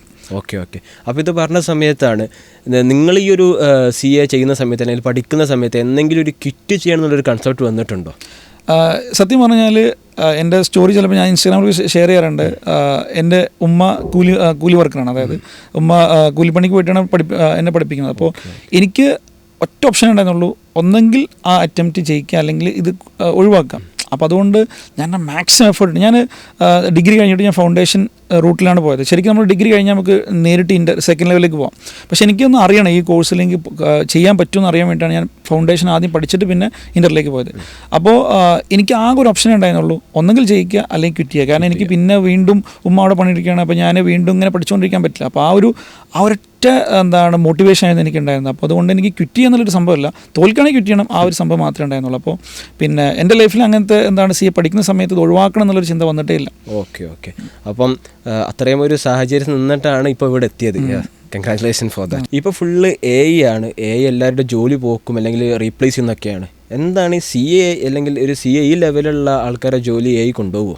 ഇതിലത്തെ പ്രശ്നം വെച്ചാൽ AIക്ക് റീപ്ലേസ് ചെയ്യാൻ പറ്റുമെന്ന് വെച്ചാൽ ഒരു എൻട്രി ലെവലായിട്ടുള്ള അക്കൗണ്ടിങ് ആണ്. അതായത് ഇപ്പോൾ നമ്മൾ ചിലപ്പോൾ ജോലി പോകുന്ന വെച്ചാൽ ഡെഫിനറ്റ്ലി പോകും. ആരെന്ന് വെച്ചാൽ എൻട്രി ലെവൽ ചെയ്യുന്ന ആളുകൾ അവരെ പേടിപ്പിക്കില്ല, പക്ഷേ അവരെന്ത് ചെയ്യണം, അപ്ഗ്രേഡ് ചെയ്യണം. ഓക്കെ, അതായത് കുറേ നമ്മൾ വൗച്ചേഴ്സ് നോക്കി എൻട്രി ചെയ്യുന്ന പരിപാടിയൊന്നും ഇനി കൂടുതലുണ്ടാവില്ല, അതൊക്കെ AI എടുത്തുകൊണ്ടും. പക്ഷേ നമ്മൾ CA CMA CS പോലത്തെ മറ്റുള്ള കോഴ്സുകൾ ചെയ്യുന്ന ആളുകളാണെങ്കിൽ അവരൊരിക്കലും അക്കൗണ്ടിങ് അല്ല ചെയ്യുന്നത്, അത് വെരിഫിക്കേഷൻ ആണ് അവർ ചെയ്യുന്നത്. അതായത് നമ്മൾ ലീഗലി ഉള്ള സ്റ്റാറ്റ്യൂട്ടറി ഉള്ള വെരിഫിക്കേഷൻ അവർ ചെയ്യുന്നത്. അപ്പോൾ ഒരിക്കലും ഒരു ഗവൺമെൻറ് ഒരിക്കലും AI-നെ പോയിട്ട് വിശ്വസിക്കാൻ പോകുന്നില്ല. യു ഹാവ് ടു സൈൻ, അതൊരിക്കലും ചെയ്യാൻ പറ്റില്ല, അത് നമ്മൾ തന്നെ ചെയ്യേണ്ടി വരും. അത് എന്താണ് ലോ പ്രകാരം ചെയ്യുന്ന പരിപാടിയാണ്. അതുകൊണ്ട് AIക്ക് ഒരിക്കലും റീപ്ലേസ് ചെയ്യാൻ പറ്റില്ല എന്നുള്ള 100% ഉറപ്പുള്ള ഒരു കോഴ്സുകളാണ് ഈ പറഞ്ഞ കോഴ്സുകളെല്ലാം. അതുകൊണ്ട് AI-നെക്കുറിച്ച് യാതൊരു പേടിക്കേണ്ട ആവശ്യമില്ല. ഓക്കെ. അപ്പോൾ ഈ CA ആകാൻ ഏറ്റവും യങ്ങസ്റ്റ് ആയിട്ടുള്ള ഏജ്, ലൈക്ക് ഇപ്പം 21 വയസ്സിൽ നിന്നൊക്കെ നമ്മൾ കാണുന്നത് 21 വയസ്സിൽ എന്താ പറയുക CA ആകാം എന്നുള്ള കൺസെപ്റ്റൊക്കെ. അപ്പം ഏതൊരു ഏജിലാണ് നമുക്കിപ്പം ഈ ഒരു CA ലേറ്റസ്റ്റ് ആയിട്ട് ആവാൻ പറ്റുന്നത്? ഇതിൽ ഒരു പ്രശ്നം വെച്ചാൽ നമ്മൾ ഡേഞ്ചറായിട്ടൊരു ബെഞ്ച് മാർക്ക് നമ്മളെ സൊസൈറ്റിയിൽ സെറ്റ് ചെയ്യുന്നുണ്ട്. പല ക്യാമ്പയിനിലും അഡ്വർടൈസ്മെൻറ്റ് ക്യാമ്പയിലും, അതായത് ഇത്ര വയസ്സിൽ ലൈഫ് സെറ്റാവണം, അങ്ങനൊരു പ്രശ്നം വെച്ചാൽ അപ്പോൾ അതിന് ശേഷം പഠിച്ചുകൊണ്ടിരിക്കുന്ന മെജോറിറ്റി സ്റ്റുഡൻസ് അതിന് ശേഷമായിരിക്കും പഠിച്ചുകൊണ്ടിരിക്കുക. അപ്പോൾ അവർക്കൊക്കെ ഒരു ഡേഞ്ചറായിട്ടുള്ളൊരു എന്താ പറയുക ബെഞ്ച് മാർക്ക് സെറ്റ് ചെയ്ത് കൊടുക്കുകയാണ്. ഇത് കഴിഞ്ഞാൽ പിന്നെ ലൈഫ് സെറ്റായിട്ടില്ലെങ്കിൽ നിങ്ങൾ ഒരു ഫെയിലിയറാണ്. അപ്പോൾ ഈ ഒരു CAക്കൊക്കെ നോർമലി നമ്മളൊരു 24, 25, 26, 27 ഒക്കെ നമ്മൾ പഠിക്കേണ്ടി വരും. അപ്പോൾ അതുകൊണ്ട് എനിക്ക് ആദ്യം ഇതിലേക്ക് വരുന്ന ആളോട് പറയാമെന്ന് വെച്ചാൽ ഒരു ഈ ഏജിൻ്റെ ബെഞ്ച് മാർക്ക് വെച്ച് അങ്ങോട്ട് വരാൻ നിൽക്കരുത്. അതായത് ഇത്ര സമയം കൊണ്ട് ഇത് കംപ്ലീറ്റ് അങ്ങനെയല്ല. നമുക്ക് എന്താണെന്ന് വെച്ചാൽ ചിലപ്പോൾ നമുക്ക് ഒരുപാട് ഫെയിലിയർ വേണ്ടി വരും. അത് മാത്രമല്ല, ഇപ്പോൾ നമ്മൾ നല്ലോണം പഠിച്ചു വിചാരിച്ചിട്ട് കാര്യമില്ല, നമുക്ക് എക്സാം എഴുതാൻ പറ്റാതിരിക്കാം, അല്ലെങ്കിൽ ഫാമിലി ഇഷ്യൂസ് ആയിരിക്കാം. ഇപ്പോൾ ഞാനിപ്പോൾ അടുത്ത് പോയ സമയത്ത് ഒരു ആളുടെ എക്സാമിൻ്റെ തലേദിവസമാണ് ഉപ്പ മരിച്ചത്. അപ്പോൾ അങ്ങനത്തെ കേസൊക്കെ വരാറുണ്ട്. അപ്പോൾ അവർക്ക് അറ്റംപ്റ്റ് എഴുതാൻ പറ്റുന്നുണ്ടാവില്ല, കാരണം അത്രയും മെൻ്റലി എന്താണ് ഡിപ്രസ് ആയിട്ടുള്ള സമയത്ത് നമുക്ക് എഴുതാൻ പറ്റില്ല. അപ്പോൾ അതുകൊണ്ട് അങ്ങനത്തെ ഒരു ഏജ് എന്നുള്ള സംഭവം നമ്മളിതിൽ കൊണ്ടുവരാൻ പാടില്ല. അതാണ് ഏറ്റവും മേജറായിട്ട് ഇതിൽ പറയാനുള്ളത്. അങ്ങനത്തെ ഒരു ബെഞ്ച് മാർക്ക് നമ്മുടെ സൊസൈറ്റി സെറ്റ് ചെയ്യാൻ പാടില്ല, അത് എടുത്ത് കളയണം. അങ്ങനത്തെ ഒരു നമുക്ക് എത്ര എന്താണ് ആ ഒരു ഇത്ര സമയം കൊണ്ട് നമ്മൾ നിർബന്ധമായിട്ട് നമ്മളൊരു ജോലി ഉണ്ടാക്കിയിരിക്കണം, അങ്ങനത്തെ ഒരു ബെഞ്ച് മാർക്ക് ഒരിക്കലും പറയാൻ പറ്റില്ല. പിന്നെ ഒരു കാര്യം എന്താ വെച്ചാൽ നമുക്ക് ഇതിന് ഏറ്റവും പോസിബിൾ ആയിട്ടുള്ളൊരു സംഭവം എന്ന് വെച്ചാൽ ഇപ്പോൾ നമ്മൾ +2 ഒക്കെ കഴിയുന്ന സമയത്ത് ഒരു 18 വയസ്സ് ഒക്കെ ആയിരിക്കും ഉണ്ടാവുക. അപ്പോൾ അതിന് ശേഷം നമുക്കിപ്പോൾ ഫൗണ്ടേഷൻ എഴുതണമെങ്കിൽ നമുക്കൊരു 9 മാസം കൂട്ടാം. 9 മാസം നമ്മൾ കറക്റ്റായിട്ട് എന്താണ് പഠിക്കണം. 9 മാസം നമുക്ക് ഫൗണ്ടേഷൻ ക്ലിയർ ചെയ്യാം. പിന്നെ നമുക്ക് ഇൻ്റർന് ഏകദേശം അതേപോലെ തന്നെ ഒരു 9 മാസം അല്ലെങ്കിൽ ഒരു 1 ഇയറിൻ്റെ ക്ലാസ്സും എക്സാംസും ഒക്കെ റിസൾട്ട് ഒരു 1 ഇയർ അങ്ങനെ പോകും. അപ്പോൾ പിന്നെ എന്താണ് ഒരു 1 ഇയർ അങ്ങനെ പോയി. പിന്നെ നമ്മൾ ആർട്ടിക്കിൾഷിപ്പ്, അതായത് ട്രെയിനിങ് ഉണ്ടാവും. ട്രെയിനിങ് വിത്തൗട്ട് ലീവ് നമ്മൾ 2 വർഷം പോകണം. ഓക്കെ, ലീവ് ഉണ്ടെങ്കിൽ എക്സ്ട്രാ വീണ്ടും പോകും. അപ്പോൾ 2 വർഷം നമുക്ക് എന്ത് ചെയ്യണം, അങ്ങനെ ട്രെയിനിങ് പോകണം. അതിനുശേഷം അല്ലെങ്കിൽ അതിൻ്റെ കൂടെ നമുക്ക് ഫൈനൽ എക്സാം നമുക്ക് പ്രിപ്പയർ ചെയ്യാം. പക്ഷേ നല്ല എന്താണ് അത്രയും ഹാർഡ് വർക്ക് വേണ്ടി വരും. അപ്പോൾ നമുക്ക് അത് കഴിഞ്ഞിട്ട് ഒരു 6 മാസം കൂടെ കൂട്ടാം. ഓക്കെ, അതായത് അതിൻ്റെ കൂടെ നമ്മൾ പഠിച്ചിട്ടുണ്ടെങ്കിൽ ഫൈനൽ എക്സാം പഠിച്ചിട്ടുണ്ടെങ്കിൽ 6 മാസം. അപ്പോൾ ഇതാണ് നമുക്കൊരു വേണ്ട ഒരു മിനിമം മീൻസ് അതായത് this is A maximum possible time limit within which we can complete the CA. അതായത് അതായത് ഫസ്റ്റ് ഒരു 9 മാസം, ദെൻ 1 ഇയർ, ദെൻ ഒരു 2 years ട്രെയിനിങ്, ദെൻ ഒരു 6 month ഒക്കെ നമുക്ക് ഫൈനൽ എക്സാമിൻ്റെ റിസൾട്ടും കാര്യങ്ങളൊക്കെ അങ്ങനെയാണ്. അതാണൊരു മാക്സിമം പോസ്റ്റ്. ഞാൻ ഏജ് പറയാത്തതെന്ന് വെച്ചാൽ അങ്ങനത്തെ ഒരു ബെഞ്ച് മാർക്ക് സെറ്റ് ചെയ്യുന്നത് ഒരിക്കലും അക്സെപ്റ്റ് ചെയ്യാൻ പറ്റില്ല. അതുകൊണ്ട് ഏജ് എന്ന് പറയാനേ പാടില്ല. അതായത് നമുക്ക് ഇതാണ് മാക്സിമം പോസിബിൾ ടൈമിൽ within which we can complete. അപ്പോൾ പറയുകയാണെന്നുണ്ടെങ്കിൽ ഇപ്പം അത് കണ്ടിട്ടായിരിക്കും സ്റ്റുഡൻസ് വരുന്നത്. 21 വയസ്സിലായി കഴിഞ്ഞാൽ റെഡി ആയി, ഓക്കെ ഫുള്ള് കഴിഞ്ഞതുള്ള കൺസെപ്റ്റോട്ടേ ആയിരിക്കും. കാരണം ഞാൻ പറയുന്നത് വെച്ചാൽ ഞാൻ ഓരോ ദിവസം ഒരു മിനിമം ഒരു 100 അല്ലെങ്കിൽ 200 സ്റ്റുഡൻസിനെ മിനിമം കാണുന്ന ഒരാളാണ്. അപ്പോൾ ആ സമയത്തൊക്കെ ഇതിൽ വരുന്ന ആളുകൾ, പല ആളുകളും എന്താ വെച്ചാൽ വളരെ ഫ്രസ്ട്രേറ്റഡ് ആണ്. അവർ ഈ ഒരു കോഴ്സിലേക്ക് വന്നതിന് ശേഷം ഫ്രസ്ട്രേറ്റഡ് ആണ്. കാരണം അവർ വിചാരിച്ച പോലെയുള്ള സംഭവത്തിലേക്കല്ല അവർ വന്നു പെട്ടുള്ളത്. കാരണം ഇങ്ങനത്തെ പല മിസ്ലീഡിങ് ആയിട്ടുള്ള കുറേ കാര്യങ്ങൾ കണ്ടുകൊണ്ട് വന്നതാണ്. കാരണം ഞാൻ ചില ക്ലാസ്സിലൊക്കെ പോയി കഴിഞ്ഞാൽ നമ്മൾ ക്ലാസ് എടുക്കുന്ന സമയത്ത് അവർ വേറെ എന്തെങ്കിലുമൊക്കെ മുകളിലേക്ക് നോക്കിയിരിക്കുന്ന ആളുകൾ. അപ്പോൾ ഞാനവരെ ഒഴിച്ച് കൊണ്ടുപോയിട്ട് ഇങ്ങനെ സംസാരിക്കുന്ന സമയത്ത് അവർ പറയും, സാറേ ഞങ്ങൾ ഇതിലേക്ക് വന്നല്ല, ഇങ്ങനെയല്ല ഇതെല്ലാം നമ്മൾ വിചാരിച്ച ഒരു കോഴ്സ്. അപ്പോൾ നമ്മൾ വീട്ടിൽ പറയുന്ന സമയത്ത് വീട്ടുകാർ പറയുന്നത് വെച്ചാൽ ഞങ്ങൾ ഇത്രയും പൈസ സ്പെൻഡ് ചെയ്തു, അപ്പോൾ അതുകൊണ്ട് നമുക്ക് എന്ത് ചെയ്യാൻ പറ്റില്ല, നിങ്ങൾ ഡ്രോപ്പ് ചെയ്യാൻ പാടില്ല, you have to complete it. അപ്പോൾ വീട്ടുകാർ വിചാരിക്കുന്നത് ഇവർ ഒരു ഡയറക്റ്റ് നമ്മളിപ്പോൾ ഷെയറിലൊക്കെ ഇൻവെസ്റ്റ് ചെയ്യുന്ന പോലെയാണ്, ഇത്ര രൂപ നിങ്ങൾക്ക് വേണ്ടി സ്പെൻഡ് ചെയ്തു, അതുകൊണ്ട് you have to return back. അപ്പോൾ അങ്ങനത്തെ ഒരു സംഭവം വിചാരിക്കുന്ന സമയത്ത് കുട്ടികൾക്ക് വേറെ ഓപ്ഷൻ ഇല്ല. അവർക്ക് ഇത് ഡ്രോപ്പ് ചെയ്തിട്ട് അവരുടെ യോജിച്ച രീതിയിലൊരു കരിയർ ചൂസ് ചെയ്യാൻ പേരൻസ് അനുവദിക്കുന്നില്ല എന്നാണ് മെയിനായിട്ടൊരു പ്രശ്നത്തിൽ സംഭവിക്കുന്നത്. അതുകൊണ്ട് ഒന്ന് ഞാൻ പറഞ്ഞത് ഒരു ഏജിൻ്റെ ബെഞ്ച് മാർക്ക് ഒരിക്കലും വെക്കാതിരിക്കുക. മറ്റൊരു കാര്യം എന്ന് വെച്ചാൽ കുട്ടിക്ക് ഇതൊരു ഒരിക്കലും അറിയില്ലല്ലോ, നമ്മൾ പല മറ്റുള്ള അഡ്വർടൈസ്മെൻറ്റ് മറ്റുള്ള ഫ്രണ്ട്സൊക്കെ പറഞ്ഞിട്ടായിരിക്കും അവർ വരുന്നുണ്ടാവുക. അപ്പം അങ്ങനെ അവർക്കിത് കംപ്ലീറ്റ് ചെയ്യാൻ പറ്റൂല എന്നൊരു കുട്ടി പറയുകയാണെങ്കിൽ അതുവരെ സ്പെൻഡ് ചെയ്ത പൈസ ആലോചിച്ചിട്ട് എന്ത് ചെയ്യരുത്, അവർ വീണ്ടും ഫോഴ്സ് ചെയ്യരുത്, കണ്ടിന്യൂ ചെയ്യാൻ വേണ്ടി ഫോഴ്സ് ചെയ്യരുത്. ഒരു എക്സിറ്റ് പ്ലാൻ, അത് വേറെ എന്തെങ്കിലും കോഴ്സിലേക്ക് പോകാനുള്ള ഒരു എക്സിറ്റ് പ്ലാൻ എന്ത് ചെയ്യണം, നിർബന്ധമായിട്ട് കൊടുക്കണം. അല്ലെങ്കിൽ നമുക്ക് ആ കുട്ടിയെ തന്നെ ചിലപ്പോൾ നമ്മൾ നഷ്ടപ്പെടും. ഓക്കെ, അപ്പോൾ ഇവിടെ പറഞ്ഞ സമയത്ത് ഇങ്ങനത്തെ ഒരു കൺസെപ്റ്റ് വരുന്ന സമയത്ത് സ്റ്റുഡൻസിന് മാത്രമല്ല പാരൻസിന് കൂടി കൗൺസിൽ കൊടുക്കണം. സത്യം, ഏറ്റവും കൂടുതൽ കൗൺസിലിംഗ് വേണ്ട പാരൻസിനാണ്. കാരണം അവർക്കാണ് ഇതിൽ ഏറ്റവും കൂടുതൽ പ്രശ്നങ്ങൾ ഉള്ളത്. അവർ കാരണം കൊണ്ടാണ് കുട്ടികൾ അധികം പ്രശ്നത്തിലാവുന്നത്. ഓക്കെ ഓക്കെ, എനിക്ക് അതിന് കൂടുതൽ പറയാനുള്ളത് വെച്ചാൽ ഞാൻ ഇതേപോലെ ഒരു പേരൻറ്റിനെ കണ്ടതാണ്. അപ്പോൾ ഈ കുട്ടി ശരിക്കും പറയുകയാണെങ്കിൽ സത്യം പറഞ്ഞാൽ ആൾക്ക് എന്തോ ഒരു ലേണിംഗ് ഡിസേബിലിറ്റി ഉള്ള പോലെ എനിക്ക് ഫീൽ ചെയ്തില്ല. കാരണം നമ്മളൊന്നും പറയുന്ന സംഭവം ആൾ മനസ്സിലാവുന്നില്ല.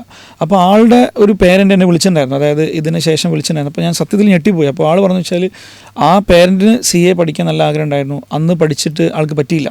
അപ്പോൾ അതെന്ത് ചെയ്യണം, ആളുടെ മകനിൽ കൂടെ ആൾക്ക് നേടിയെടുക്കണം എന്നുള്ളൊരു വാശിയിലാണ് കുട്ടീനെ അങ്ങോട്ട് അയച്ചുള്ളത്. പക്ഷേ കുട്ടിക്കൊന്നും കഴിയുന്നില്ല. ഇയാൾക്കാണെങ്കിൽ എന്ത് ചെയ്യണം, അയാളെ നിർബന്ധമായിട്ട് അയാൾക്ക് സാധിക്കാൻ പറ്റാത്ത CA എന്നുള്ളത് അയാളുടെ മകനിലൂടെ കാണുന്നുള്ള ഒരൊറ്റ വാശിയിൽ കുട്ടിയെ പഠിപ്പിക്കുകയാണ്. അപ്പോൾ ഞാൻ കുറേ പറഞ്ഞു കൊടുത്തു, എൻ്റെ മാക്സിമം കഴിയുന്ന രീതിയിൽ പറഞ്ഞു കൊടുത്തു. അത് ഒരിക്കലും നടക്കില്ല, കാരണം എനിക്ക് തോന്നുന്നു ആൾക്ക് കംപ്ലീറ്റ് ചെയ്യാൻ പറ്റില്ല. അപ്പോൾ അന്ന് ആൾക്ക് അക്സെപ്റ്റ് ചെയ്യില്ല, ആൾ ഇരുന്ന് പഠിക്കട്ടെ. അപ്പോൾ എന്തോ ഒരു ആ ലെവലിൽ ഒരു ടോർച്ചർ ചെയ്യുന്ന പോലെയൊക്കെ എനിക്ക് ഫീൽ ചെയ്തില്ല. അപ്പോൾ അങ്ങനത്തെ നിങ്ങളിലൂടെ നടക്കാത്ത ഒരു സ്വപ്നം ഒരിക്കലും നിങ്ങളുടെ മകളിലൂടെ നടക്കണം എന്നുള്ള വാശി ഒരിക്കലും പിടിച്ചിട്ടാവരുത്. നിങ്ങൾ ഒരിക്കലും നിർബന്ധമായിട്ട് എന്ത് ചെയ്യണം, അതിൽ ചേർക്കുന്നതിന് മുമ്പ് കുട്ടിയോട് ചോദിക്കണം, ഇതെന്താണ്, ഇങ്ങനത്തെ ഒരു കോഴ്സാണ്, അപ്പോൾ നിങ്ങൾക്ക് ചെയ്യാൻ പറ്റുമോ എന്നുള്ളതൊക്കെ അവരോടും കൂടെ ആലോചിച്ചിട്ട് വേണം നമ്മൾ ഈ ഒരു പരിപാടിയിലേക്ക് വരാൻ. അതന്നെ ഞങ്ങൾ പലമത്ത് വരുന്ന സമയത്ത് അത് തന്നെയാണ്. ഇപ്പം നമ്മളടുത്ത് വന്നിരിക്കുന്ന ഒരു സ്റ്റുഡൻറ്റ് വന്നിട്ടുണ്ടായിരുന്നു, സ്റ്റുഡൻറ്റും പാരൻ്റായിരുന്നു വന്നിട്ടുണ്ടായിരുന്നു. അങ്ങനെ പറഞ്ഞു കൗൺസിലിംഗ് ചെയ്യണമെന്ന് ഒരുങ്ങ പറഞ്ഞൊരു കൺസെപ്റ്റ് എന്താ വെച്ചാൽ ഡയറക്റ്റ് ആ പാരൻ്റാണ് പറഞ്ഞത്, എൻ്റെ കുട്ടീനെ എനിക്ക് ഡോക്ടറാക്കണം. അപ്പോൾ ഞങ്ങൾ പറഞ്ഞു ഓക്കെ, കുട്ടിനോട് ചോദിച്ചാൽ കുട്ടി പിന്നെ നമ്മൾ സെക്ഷൻ കൊടുക്കും പാരൻസിനും ഇതിനും ഉള്ള.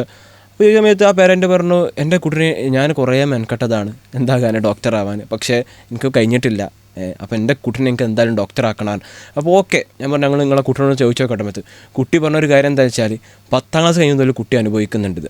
കാരണം കുട്ടീനെ ഫോഴ്സ് ചെയ്തിട്ട് എന്ത് ഇത് ബയോളജി സയൻസ് എടുത്ത് ഈ കുട്ടിക്ക് താല്പര്യമില്ല. ഈ കുട്ടീൻ്റെ ഫീൽഡ് എന്ന് പറഞ്ഞത് ആ കുട്ടി പറഞ്ഞത് ഇപ്പോഴത്തെ പറഞ്ഞാൽ ഈ ഒരു ട്രെൻഡിങ് ആയിരിക്കുന്ന ട്രെൻഡിങ് നല്ല സ്കിൽ ബേസ്ഡ് എഡിറ്റിംഗ് വീഡിയോ ഈ ഒരു ഫീൽഡിലോട്ടേക്കാണ്.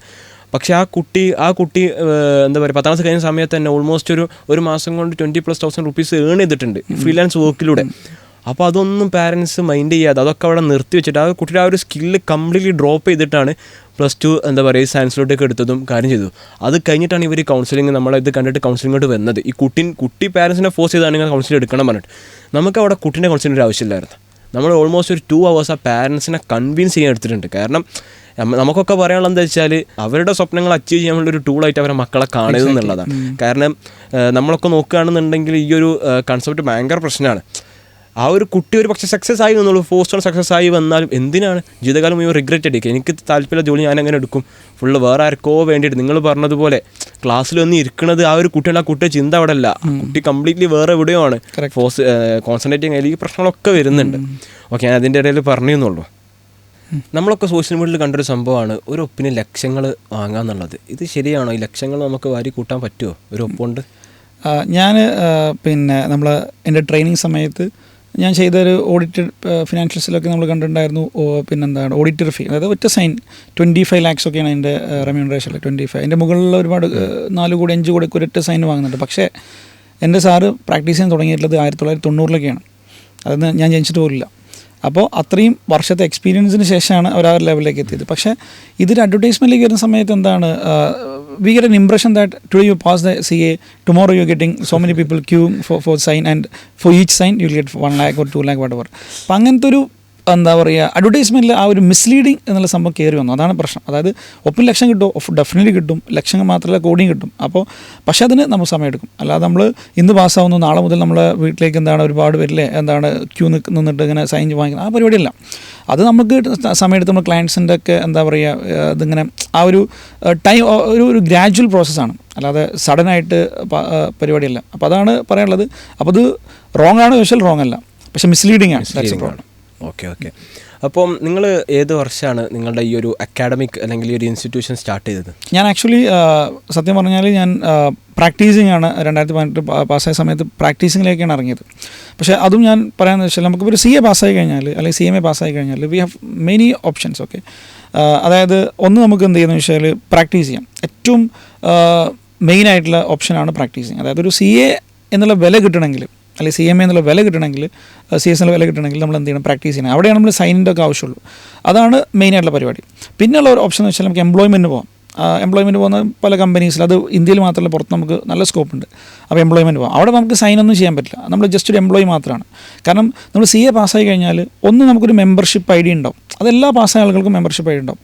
പക്ഷേ പ്രാക്ടീസിങ് എന്നുള്ള സംഭവത്തിന് നമുക്ക് വേറെ തന്നെ സർട്ടിഫിക്കറ്റ് ഉണ്ട്, അത് നമ്മൾ അപ്ലൈ ചെയ്തിട്ട് എടുക്കണം, എന്നാൽ മാത്രമേ സൈൻ ചെയ്യാൻ പറ്റുള്ളൂ. എംപ്ലോയ്മെൻറ്റ് പോകുന്ന സമയത്ത് നമുക്കത് ഉണ്ടാവില്ല. അപ്പോൾ എംപ്ലോയ്മെൻറ്റ് പോകാൻ നമുക്ക് ഡയറക്റ്റ്ലി നമുക്ക് റിസ്ക് ഇല്ല, നമുക്ക് നേരിട്ട് എന്ത് ചെയ്യാം, പൈസ വാങ്ങാം. പിന്നുള്ളതാണ് ഞാൻ ഇപ്പോൾ ഒരുപാട് പേര് ഇറങ്ങുന്നതാണ് ടീച്ചിങ്. അതും നമുക്ക് അത്യാവശ്യം നല്ല എമൗണ്ട് ഏൺ ചെയ്യാൻ പറ്റും, ഫാക്കൽറ്റീസായിട്ട് നമുക്ക് എന്ത് ചെയ്യാം, പോവാം. പിന്നെ ഇന്ത്യയിൽ റിസർച്ച് ഉണ്ട്, നമ്മൾ CA CMA പോലത്തെ ആളുകൾ അല്ലെങ്കിൽ എന്താണ് നടത്തുന്ന ബിസിനസ്സുകൾ 70 to 80% സക്സസ്ഫുൾ ആണ്. കാരണം അവർക്ക് ബിസിനസ് അറിയാം, ലോ അറിയാം, എല്ലാം അറിയാം. അപ്പോൾ അതും നമുക്ക് മറ്റൊരു ഓപ്ഷനാണ്. അത് ഇതിൽ പറയാത്തൊരു ഓപ്ഷനാണ്. നമുക്ക് ബിസിനസ് നല്ല രീതിയിൽ എന്ത് ചെയ്യാൻ പറ്റും, അതും നമുക്കിതിൽ ഏൺ ചെയ്യുന്ന ഒരു എക്സ്പീരിയൻസ് ആണ്. ഓക്കെ, അപ്പോൾ ഇതിലെന്താണെന്ന് വെച്ചാൽ എന്നെ സംബന്ധിച്ച് ഞാൻ പ്രാക്ടീസിങ് എന്നുള്ള ഒരു ഉദ്ദേശത്തോടെ മാത്രമായിരുന്നു ഞാൻ CA എന്നുള്ളത് സംഭവം എടുത്തത്. പക്ഷേ എനിക്ക് മനസ്സിലായ കാര്യം എന്ന് വെച്ചാൽ കുറച്ചൊക്കെ ഫിനാൻഷ്യൽ സപ്പോർട്ട് ഉണ്ടെങ്കിൽ മാത്രമേ നമുക്ക് പ്രാക്ടീസ് പിടിച്ചിരിക്കാൻ പറ്റുള്ളൂ. കാരണം ഒരു 2-3 വർഷം നമ്മൾ സ്ട്രഗിൾ ചെയ്യേണ്ടി വരും. അതിനുശേഷം നമുക്ക് ഡെഫിനറ്റ്ലി നമുക്ക് എന്ത് ചെയ്യാം, ക്ലിക്ക്. അപ്പോൾ നമ്മൾ ഓഫീസൊക്കെ നമ്മൾ ആ ഒരു ലെവലിലാക്കി. ഇപ്പോൾ 8 വർഷമായില്ലേ. പക്ഷേ എനിക്ക് ഫസ്റ്റത്തെ 2-3 വർഷം നല്ല സ്ട്രഗിളായിരുന്നു. അപ്പോൾ ആ സമയത്താണ് എനിക്ക് ടീച്ചിങ് എന്നുള്ളൊരു ഓപ്ഷൻ എനിക്ക് തോന്നിയത്. അങ്ങനെയാണ് ഞാൻ ടീച്ചിങ്ങിലേക്ക് വന്നത്. അതുകൊണ്ടാണ് പിന്നെ ഇത്രയും ആളുകളെ കണക്ട് ചെയ്യാൻ പറ്റിയതും സ്റ്റുഡൻസിൻ്റെ ബേസ് ഉണ്ടാക്കാൻ പറ്റുമൊക്കെ. അത് വേറെ ഓക്കെ, വിചാരിക്കാതെ ആക്സിഡൻ്റലി സംഭവിച്ച സംഭവമാണ് ടീച്ചിങ്. ആക്ച്വലി ടീച്ചിങ്ങിൻ്റെ യാതൊരു എബിലിറ്റി ഇല്ലാത്ത ഒരാളായിരുന്നു, പക്ഷെ അങ്ങനെ വന്നു. അപ്പോൾ ആ ഒരു എന്താണ് 2018 തന്നെ ഞാൻ ടീച്ചിങ് ശരിക്കും സ്റ്റാർട്ട് ചെയ്തിട്ടുണ്ട്. പക്ഷേ സപ്പോർട്ടീവ് ആയിരുന്നു അന്ന്. പക്ഷേ പിന്നീട് അതൊരു മെയിൻ പരിപാടിയിലേക്ക് മാറ്റിയത് പിന്നെയാണ്. ഓക്കെ. അപ്പോൾ ഫസ്റ്റ് സ്റ്റാർട്ട് ചെയ്തിട്ട് ഈ അസാറ്റ് എന്ന് പറഞ്ഞ അതല്ലേ? ശരിക്കും പറയുകയാണെങ്കിൽ ഞാൻ ടീച്ചിങ് തുടങ്ങിയത് ഓരോ ഓഫ്ലൈൻ ഇൻസ്റ്റിറ്റ്യൂട്ടുകളിൽ പോയിട്ട് അവിടെ പോയിട്ട് ഫാക്കൽറ്റി ആയിട്ട് പോകും, അങ്ങനെ എടുക്കുമായിരുന്നു. പിന്നെ 2022 എനിക്ക് തോന്നിയത് എനിക്ക് ഇങ്ങനെ ഓഫ്ലൈനിൽ പോകുന്ന സമയത്ത് എനിക്ക് കണക്ട് ചെയ്യാൻ പറ്റുന്ന ഒരു സ്റ്റുഡൻസിൻ്റെ റേഞ്ച് കുറവാണ്. ഒരു എന്താ പറയുക, ഒരു ക്ലാസ്സിൽ ഒരു 200 മാക്സിമം അല്ലെങ്കിൽ 150. അതെനിക്ക് ഒരു വർഷത്തിൽ മാക്സിമം ഒരു 4-5 ബാച്ച് അല്ലെങ്കിൽ ഒരു 6-7 ബാച്ച് മാക്സിമം എടുക്കാൻ പറ്റുള്ളൂ. അപ്പോൾ എനിക്ക് കണക്ട് ചെയ്യാൻ പറ്റുന്ന സ്റ്റുഡൻസ് കുറവാണ്. അപ്പോഴാണ് ഓൺലൈൻ എന്നുള്ള പരിപാടി എനിക്ക് നല്ല രീതിയിൽ ക്ലിക്കാൻ ഇതാക്കിയത്. അപ്പോൾ എൻ്റെ സബ്ജക്റ്റ് ടാക്സേഷനാണ്, ഇൻകം ടാക്സും GST ആണ് എടുക്കുക. അപ്പോൾ 2022 അസാറ്റ് എന്നുള്ളൊരു ഓൺലൈൻ പ്ലാറ്റ്ഫോം സ്റ്റാർട്ട് ചെയ്യുന്നത്. അപ്പോൾ നമ്മൾ എന്താണ് അത്രയും സ്റ്റുഡൻസ്, ഞാൻ നമ്പർ പറഞ്ഞാൽ പിന്നെ എന്താണ് ഈ ഒരു ചുരുങ്ങിയ വർഷം കൊണ്ടാണ് ഈ പറഞ്ഞ 40,000+ സ്റ്റുഡൻസ് ഗൈഡ് ചെയ്തെടുത്തത്. അതെ. അപ്പോൾ ആ ഒരു അത്രയും സ്റ്റുഡൻസ് നമുക്ക് എന്ത് ചെയ്യാൻ പറ്റി, ആ ഓൺലൈനായിട്ട് നമുക്ക് എന്താണ് വരാൻ തുടങ്ങി. ഒരുപാട് നമ്മൾ ഒരിക്കലും വിചാരിക്കാത്ത ലെവലിൽ ഒരു അക്സെപ്റ്റൻസ് നമുക്കതിന് വന്നു. അപ്പം അങ്ങനെ ഓൺലൈൻ എന്നുള്ള പരിപാടിയിൽ പോകുന്ന സമയത്താണ് എനിക്ക് വേറൊരു ആശയം തോന്നിയെന്ന് വെച്ചാൽ നമ്മൾ ഒരു CAക്ക് എടുക്കാൻ ഓൾറെഡി ആഗ്രഹമുണ്ട്. 10ാം ക്ലാസ് മുതൽ തന്നെ ഒരു ആഗ്രഹമുള്ള ഒരുപാട് സ്റ്റുഡൻസ് എനിക്ക് ഡെയിലി ഇൻസ്റ്റാഗ്രാമിൽ ഇങ്ങനെ മെസ്സേജ് വരാറുണ്ട്. സാർ ഞാൻ 8ാം ക്ലാസ് 9ാം ക്ലാസ് 10ാം ക്ലാസ്സാണ്, എനിക്ക് CA എടുക്കണം CMA എടുക്കണം എന്ന് പറഞ്ഞിട്ട് ഒരുപാട് മെസ്സേജ് വരാറുണ്ട്. അപ്പോൾ അങ്ങനെയാണ് ഞാൻ എൻ്റെ ഒരു ഓൾറെഡി ഇൻസ്റ്റിറ്റ്യൂട്ടിലുള്ള ഒരു ഫ്രണ്ട് ഉണ്ട്.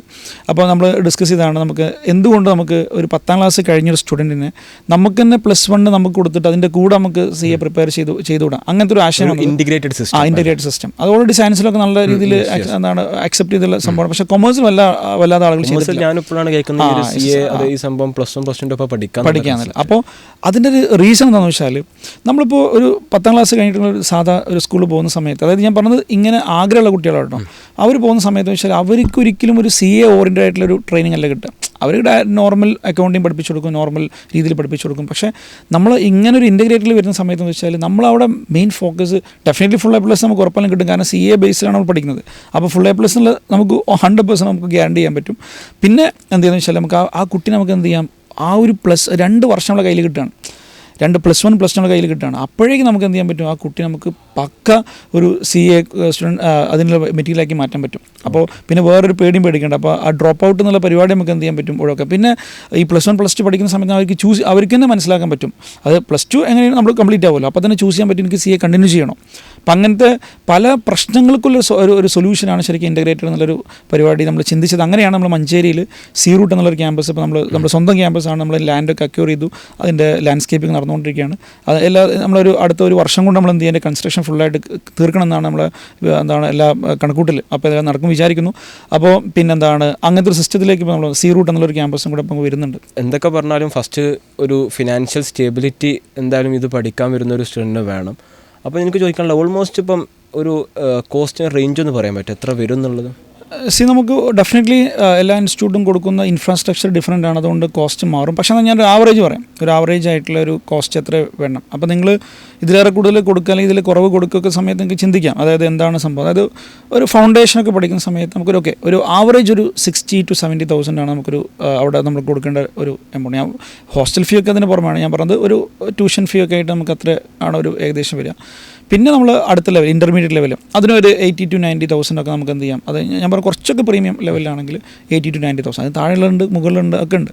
പിന്നെ ഫൈനൽ എക്സാം എഴുതുന്ന സമയത്തേക്ക് നമ്മൾ നോർമലി കുട്ടികൾ ചെയ്യാമെന്ന് വെച്ചാൽ ഒരു ഇൻസ്റ്റിറ്റ്യൂട്ടിൽ പോയി പഠിക്കൽ വളരെ കുറവായിരിക്കും. കാരണം അപ്പോഴേക്കും നമ്മൾ ട്രെയിനിങ്ങിൻ്റെ സമയത്ത് നമ്മൾ അതിൻ്റെ കൂടെ തന്നെ പഠിക്കുകയായിരിക്കും, നമ്മൾ ഓൺലൈൻ ആയിരിക്കും കൂടുതൽ ചൂസ് ചെയ്യുക.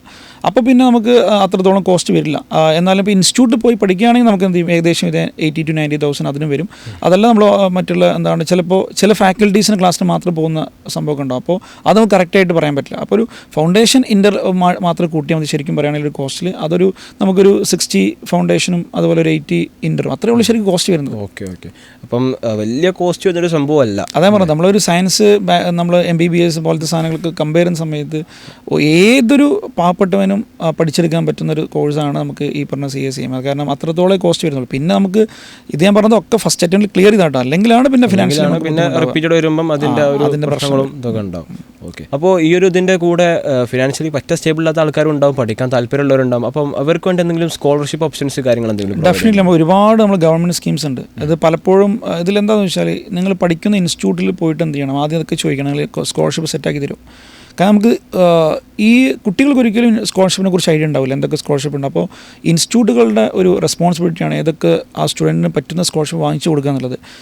എനിക്കറിയാം ഒരുപാട് കുട്ടികൾക്ക് വിത്ത് 0 എമൗണ്ട് ഒക്കെ ചിലപ്പോൾ നമുക്ക് അത്രേ വരുള്ളൂ, കാരണം സ്കോളർഷിപ്പ് അത്രയും നമുക്ക് കിട്ടും.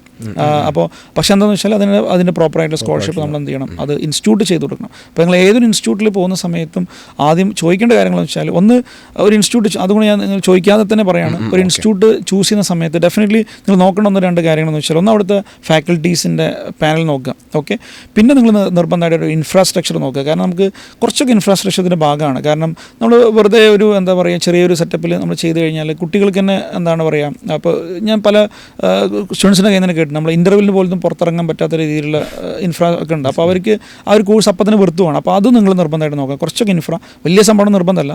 പിന്നെ മറ്റൊരു കാര്യം എന്ന് വെച്ചാൽ കോസ്റ്റ്, ഞാൻ ഓൾറെഡി പറഞ്ഞില്ലേ, കോസ്റ്റിൻ്റെ കാര്യം നമ്മൾ നിർബന്ധമായിട്ട് നോക്കണം, ഏകദേശം എത്രയാണ് കോസ്റ്റ് വരിക. പിന്നെ അതുപോലെ തന്നെ പറഞ്ഞു വെച്ചാൽ ഈ പറഞ്ഞ സ്കോളർഷിപ്പിൻ്റെ കാര്യങ്ങൾ ചോദിക്കണം. നമുക്ക് സ്കോളർഷിപ്പ് എലിജിബിൾ ആവുമോ, അത് നിങ്ങൾ ചെയ്തു തരുമോ, അത് കറക്റ്റായിട്ട് എന്ത് ചെയ്യുക, അവരോട് ചോദിക്കാം. അതും കൂടെ കറക്റ്റായിട്ട് നിങ്ങൾ ചോദിച്ച് പിന്നെ അതുപോലെ തന്നെ വേറെ കാര്യം എന്ന് വെച്ചാൽ ഇവരോട് നിർബന്ധമായിട്ടും ചോദിച്ച് ഞാൻ പലപ്പോഴും ഞാൻ സി റൂട്ട് വരുന്നുണ്ട്. അപ്പോൾ ഞാനിങ്ങനെ ഡിസ്കസ് ചെയ്യാറുണ്ട്. നമുക്ക് ശരിക്കും സ്റ്റുഡൻസിനെ എഴുതി ഒപ്പിട്ട് കൊടുക്കണം നമ്മൾ എന്തൊക്കെ ചെയ്യും എന്നുള്ള കാര്യങ്ങൾ.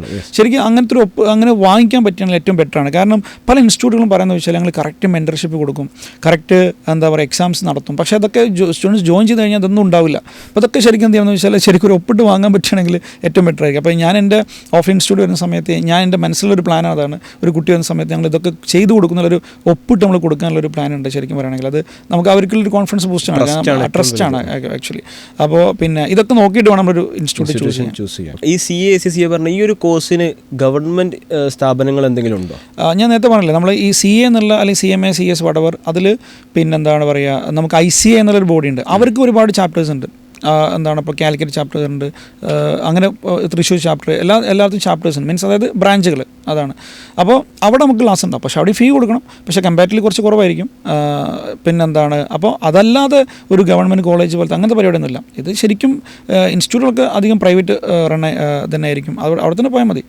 മീൻസ് അതായത് അങ്ങനെയല്ല, മീൻസ് നമുക്ക് അവിടെയും പോകാൻ എല്ലായിടത്തും ഫീ കൊടുക്കേണ്ടി വരും. അപ്പോൾ നമ്മൾ നോക്കുന്ന സമയത്ത് ഇതൊക്കെ എല്ലാവർക്കും വരുന്നതാണ് CA ACCA CMA അതേപോലെ CSA. ഇതൊക്കെ ഇതിൻ്റെ തമ്മിലുള്ള ഡിഫറൻസ് എന്താണ്? ഇതൊക്കെ അതിൽ മെയിനായിട്ടെന്ന് വെച്ചാൽ ഇപ്പോൾ നമ്മളൊരു കോഴ്സുകൾ എടുക്കുകയാണെങ്കിൽ ഒരു കൊമേഴ്സ് കഴിഞ്ഞിട്ട് നമുക്ക് ഒരുപാട് ഓപ്ഷൻസ് ഉള്ള പോലെ ഫീൽ ചെയ്യും. അപ്പോൾ അതിൽ നമ്മൾ ജസ്റ്റ് രണ്ടായിട്ട് ഡിവൈഡ് ചെയ്യാം. നമ്മൾ ഫോറിൻ കോഴ്സും ഇന്ത്യൻ കോഴ്സും രണ്ടായിട്ട് നമുക്ക് ഡിവൈഡ് ചെയ്യാം. ഇപ്പോൾ ഇന്ത്യൻ കോഴ്സ് നമുക്ക് എല്ലാവർക്കും അറിയുന്നതാണ് CA CMA CS. ഇതാണ് ഇന്ത്യൻ കോഴ്സിൽ വരുന്നത്. പിന്നെ ഫോറിൻ കോഴ്സിൽ വരുന്നതാണ് ACCA CMA USA, ഞാൻ നേരത്തെ പറഞ്ഞ EA CPA, അതൊക്കെ ഫോറിൻ കോഴ്സുകളാണ്. അപ്പോൾ അതിനൊരു ഞങ്ങൾ എന്താണ് ഒരു ഡിഫറൻസിയേഷൻ കൊടുക്കാൻ കാരണം വെച്ചാൽ ഈ ഒപ്പിന് ലക്ഷം അല്ലെങ്കിൽ നിങ്ങളുടെ ഒപ്പ് എന്തോ സംഭവമാണെന്നൊക്കെ പറയുന്ന സമയത്ത് ഈ ACCA സ്റ്റുഡൻസും CMA USA സ്റ്റുഡൻസും EA സ്റ്റുഡൻസും ഒക്കെ ആ ഒരു അഡ്വർടൈസ്മെൻറ്റ് കണ്ടിട്ട് വരുന്നുണ്ട്. പക്ഷേ അവർക്ക് ആ ഒരു ഒപ്പിന് യാതൊരു വിലയില്ല ഇന്ത്യയിൽ. ഓക്കെ, അവർക്ക് ആ ഒപ്പിന് യാതൊരു റോളും ഇല്ല ശരിക്കും. അത് ഇന്ത്യൻ കോഴ്സിന് മാത്രമേ ഉള്ളൂ. CA CMA CS കോഴ്സുകൾക്ക് മാത്രമേ ആ ഒപ്പിൻ്റെ വാല്യൂ ഉള്ളൂ. അപ്പോൾ ഇനി ഇവർ തമ്മിലെ വ്യത്യാസം വെച്ചാൽ അത് ശരിക്കും ക്ലിയർലി ഡിഫൈൻഡ് ആണ്. ശരിക്കും CAക്ക് എന്ത് ചെയ്യാൻ പറ്റും, CMAക്ക് എന്ത് ചെയ്യാൻ പറ്റും, CS അതിപ്പോൾ ഞാൻ അങ്ങനെ പറഞ്ഞാൽ ചിലപ്പോൾ നിങ്ങൾക്ക് മനസ്സിലാവും. എന്നാലും ഞാൻ ജസ്റ്റ് ഒരു കാര്യം പറയാം. ഇപ്പോൾ CA എന്നുള്ള ഒരു ആളുകൾക്ക്, CA പാസ്സായ ഒരാൾക്കാണ് കമ്പനി, നമ്മളിപ്പോൾ കമ്പനിയുള്ള പ്രൈവറ്റ് ലിമിറ്റഡ് അല്ലെങ്കിൽ എന്താണ് ലിമിറ്റഡ് അങ്ങനത്തെ കമ്പനികളുടെ സൈൻ ചെയ്യാൻ പറ്റുക. അതാണ് പെട്ടെന്ന് കണക്ട് ചെയ്യുക. സൈൻ അല്ലേ, അതിൻ്റെ ഓഡിറ്റിംഗ് ആണ്. അപ്പോൾ സൈൻ ചെയ്യാൻ പറ്റിയ CAക്കാർക്ക് മാത്രമാണ്. അതുപോലെ ഇൻകം ടാക്സ് ഉണ്ട്. ഇൻകം ടാക്സും സൈൻ ചെയ്യാൻ പറ്റിയ CAക്ക് മാത്രമാണ്. ഇനി നമ്മളുടെ CMA ആണെങ്കിൽ കോസ്റ്റ് ഓഡിറ്റ് എന്ന സാധനമുണ്ട്. കോസ്റ്റ് ഓഡിറ്റ്, ആ കോസ്റ്റ് ഓഡിറ്റ് ചെയ്യാൻ പറ്റിയ CMAക്ക് മാത്രമാണ്. അതുപോലെ തന്നെ GSTയുമായി ബന്ധപ്പെട്ട് അത് CAക്കും CMAക്കും പറ്റും. അതുകൊണ്ട് നേരത്തെ പറയുന്നത് അത് രണ്ടുപേർക്കും പറ്റും. അതാണ് CMൻ്റെ ഒരു സംഭവം. പിന്നെ CS-നാണെങ്കിൽ നമ്മൾ കമ്പനീസിൽ നിർബന്ധമായിട്ടൊരു കമ്പനി സെക്രട്ടറി വേണം. ഓക്കെ, കമ്പനി സെക്രട്ടറി നിർബന്ധമായിട്ട് വേണം. നമ്മൾ അങ്ങനത്തെ അത് CS-ന് മാത്രമേ ചെയ്യാൻ പറ്റുള്ളൂ. അതുപോലെ കമ്പനീസിൽ കുറേ കംപ്ലയിൻസസ് ഉണ്ട്, കുറേ പ്രൊസീജിയേഴ്സ് ഉണ്ട്, അതൊക്കെ CS-ന് മാത്രമേ ചെയ്യാൻ പറ്റുള്ളൂ. അപ്പോൾ ഇതാണൊരു അവർ തമ്മിലൊരു മേജർ ഡിഫറൻസ്. ഇനി വേറെ കാര്യം എന്ന് വെച്ചാൽ ഇപ്പോൾ നമ്മൾ നോർമൽ ഒരു ഇൻകം ടാക്സ് ചെയ്യാൻ അല്ലെങ്കിൽ GST ചെയ്യാൻ എല്ലാവർക്കും ചെയ്യാൻ പറ്റും. ഞാൻ പറഞ്ഞ സൈൻ ചെയ്യാൻ വരുന്ന സമയത്ത് മാത്രമാണ് ഈ ഒരു ഡിഫറൻസിയേഷൻ്റെ ഒരു ആവശ്യമുള്ളൂ. അതുപോലെ ടീച്ചിങ്ങിലേക്കാണെങ്കിൽ ഇവർ തമ്മിൽ യാതൊരു വ്യത്യാസമില്ല. അല്ലെങ്കിൽ എംപ്ലോയ്മെൻ്റ് ആണെങ്കിലും ഇവർ യാതൊരു വ്യത്യാസമില്ല. പ്രാക്ടീസിങ്ങിൽ മാത്രമാണ് ഈ 3 കോഴ്സിലുള്ള വ്യത്യാസം. പിന്നെ ഫോറിൻ കോഴ്സ് കംപ്ലീറ്റ്ലി ഡിഫറൻ്റ് ആണ്. അതിലിപ്പോൾ ACCA എന്ന് വെച്ചാൽ നമുക്ക് ഓരോ പേപ്പർ വൈസ് ചെയ്തെടുക്കാൻ പറ്റും. പക്ഷേ അത്യാവശ്യം കോസ്റ്റ്ലിയാണ്. അത് ഇപ്പോൾ ACCA കുറച്ച് കോസ്റ്റ്ലിയാണ്. CMA USA ആണെങ്കിൽ അത്രത്തോളം കോസ്റ്റ്ലി അല്ല, അത്രത്തോളം ടൈം എടുക്കില്ല നമുക്ക്. പിന്നെ അത് കുറച്ചും കൂടെ നേരത്തെ പാസ്സാൻ പറ്റും. പക്ഷേ ഞാൻ CMA USA എടുക്കുന്ന ആളുകളോട് പറയുന്നത് വെച്ചാൽ അതൊരു ആഡ് ഓൺ കോഴ്സ് മാത്രമായിട്ട് നിങ്ങൾ കണ്ടാൽ മതി. അത് മാത്രം ആയിട്ട് നമ്മൾ ഒരിക്കലും എന്ത് ചെയ്യരുത്, ഒരു ജോബിന് അപ്ലൈ ചെയ്യാനൊന്നും ചെയ്യരുത്. അപ്പോൾ ഈ CA ACCA CMA ഈ ഒരു ഫീൽഡിലേക്ക് വരുന്ന സ്റ്റുഡൻസിന് നിങ്ങൾക്ക് കൊടുക്കാൻ പറ്റുന്ന ഏറ്റവും നല്ലൊരു അഡ്വൈസ് എന്താണ്? ഓക്കെ, ഇത് വളരെ ഇമ്പോർട്ടൻ്റ് ആണ്. അതായത് നമ്മളൊരു CA CMA CS ഒക്കെ നിങ്ങൾ ചൂസ് ചെയ്യാൻ ഉദ്ദേശിക്കുന്ന ആളാണെങ്കിൽ ആദ്യം നിങ്ങളെന്ന് വെച്ചാൽ ഈ CA എന്നുള്ള സ്വപ്നം അല്ലെങ്കിൽ CMA എന്നുള്ള വടവർ ആ സ്വപ്നം നിങ്ങളെന്ന് വെച്ചാൽ നിങ്ങളുടെയും പേരൻസിൻ്റെ സ്വപ്നമാവണം. ഞാനത് പറയാൻ കാരണം വെച്ചാൽ ഇപ്പോൾ ചില ആളുകൾ എന്ത് ചെയ്യും, പേരൻസിനെ മാത്രം സ്വപ്നമായിട്ട് ഇങ്ങോട്ട് വരും. അപ്പോൾ ഡെഫിനറ്റ്ലി എന്ത് ചെയ്യും, നിങ്ങൾക്ക് ഒരിക്കലും കംപ്ലീറ്റ് ചെയ്യാൻ കഴിയില്ല. കാരണം നിങ്ങൾക്ക് ഇതിന് ഇൻട്രസ്റ്റ് ഉണ്ടാവില്ല. അത് നിങ്ങൾക്ക് ഇൻട്രസ്റ്റ് ഇല്ലാതെ ഒരു പരിപാടി നടക്കില്ല, വേറെ കാര്യം. അപ്പോൾ അതാണ് ഒരു കാര്യം. അപ്പോൾ നിങ്ങളുടെ സ്വപ്നമായിരിക്കണം, അതായത് പേരൻസിന് മാത്രം സ്വപ്നമാകാൻ പാടില്ല. ഇനി മറ്റൊരു കാര്യം, നിങ്ങളുടെ മാത്രം സ്വപ്നമാകാൻ പാടില്ല. കാരണം ഇതിൽ പേരൻസിൻ്റെ സപ്പോർട്ട് വളരെ ഇമ്പോർട്ടൻ്റ് ആണ്. അപ്പോൾ അതുകൊണ്ട് നമ്മൾ ഇതിലേക്ക് വരുന്ന നിങ്ങൾക്ക് അങ്ങനെ സ്വപ്നം ഉണ്ടെങ്കിൽ എന്ത് ചെയ്യുക, ആ സ്വപ്നം നിങ്ങൾ അവരുടെയും കൂടെ സ്വപ്നമാക്കി മാറ്റുക. അവരുടെ ഇതിൻ്റെ കാര്യങ്ങൾ പറഞ്ഞു കൊടുക്കുക, ഇത് പാസ്സായിട്ടുള്ള കാര്യങ്ങൾ പറഞ്ഞു കൊടുക്കുക, പാസ്സായിട്ടുള്ള ആളുകളുടെ സിറ്റുവേഷൻ പറഞ്ഞു കൊടുക്കുക. എന്നിട്ട് അവരുടെയും കൂടെ എന്ത് ചെയ്യുക, ഒരു സ്വപ്നമാക്കി മാറ്റുക. കാരണം നമ്മൾ ഇതിലേക്ക് വരുന്ന സമയത്ത് ഒരുപാട് ഫെയിലിയേഴ്സ് ചിലപ്പോൾ നമുക്ക് എന്ത് ചെയ്യേണ്ടി വരും, നമ്മൾ ഫേസ് ചെയ്യേണ്ടി വരും. അപ്പോൾ നമ്മുടെ പേരൻസിനെ സംബന്ധിച്ച് നമ്മളാണ് വലിയ ബ്രില്യൻ്റ് ആയിട്ടുള്ള ആളുകൾ അവരുടെ കണ്ണിൽ. അപ്പോൾ നമ്മൾ തോൽക്കുക എന്ന് പറയുമ്പോൾ അവർ വളരെ ഡിപ്രസ്ഡ് ആവും. അപ്പോൾ അതൊക്കെ അവരെന്ത് ചെയ്യുക, ആദ്യം പറഞ്ഞ് മനസ്സിലാക്കുക, ഇതിൻ്റെ പ്രശ്നങ്ങളൊക്കെ പറഞ്ഞ് മനസ്സിലാക്കുക. ഇതാണെങ്കിൽ ബേസിക് ആയിട്ട് ചെയ്യുന്ന പ്രിപ്പറേഷൻ. പിന്നെ ബാക്കിയുള്ളതൊക്കെ നിങ്ങൾക്ക് എന്ത് ചെയ്യുന്നത് വെച്ചാൽ ഒരു ഇൻസ്റ്റിറ്റ്യൂട്ടിൽ പോയി കഴിഞ്ഞാൽ അവർ ചെയ്തോളും. പക്ഷേ ഈ ഒരു ബേസിക് പ്രിപ്പറേഷൻ ഉണ്ടെങ്കിൽ മാത്രമേ ഈ ഒരു കോഴ്സിലേക്ക് വരാൻ പാടുള്ളൂ. ഓക്കെ. അങ്ങനെ നമ്മൾ ഓൾമോസ്റ്റ് ഒരു ഈ ഒരു ഫീൽഡിലേക്ക് വരേണ്ട ആൾക്കാർക്കും അതേപോലെ ഓൾറെഡി ഇതിലുള്ളവർക്കും എല്ലാവർക്കുമായിട്ടുള്ള കംപ്ലീറ്റ് ആയിട്ടുള്ള ഒരു പോഡ്കാസ്റ്റാണ് നമ്മൾ ചെയ്തത്. അപ്പോൾ ഇത് ഇത്രയും വാല്യുബിൾ ആയിട്ടുള്ള ഒരു ഇൻഫോർമേഷൻ ഷെയർ ചെയ്തതിൽ താങ്ക് യു. അതേപോലെ തന്നെ നമുക്ക് ഈ ഒരു പോഡ്കാസ്റ്റ് എൻഡ് ചെയ്യാം. സോ അഗൈൻ പറയാനുള്ളത് thanks for coming and thanks for collaborating with us. Thank you so much. It's my pleasure. ശരി.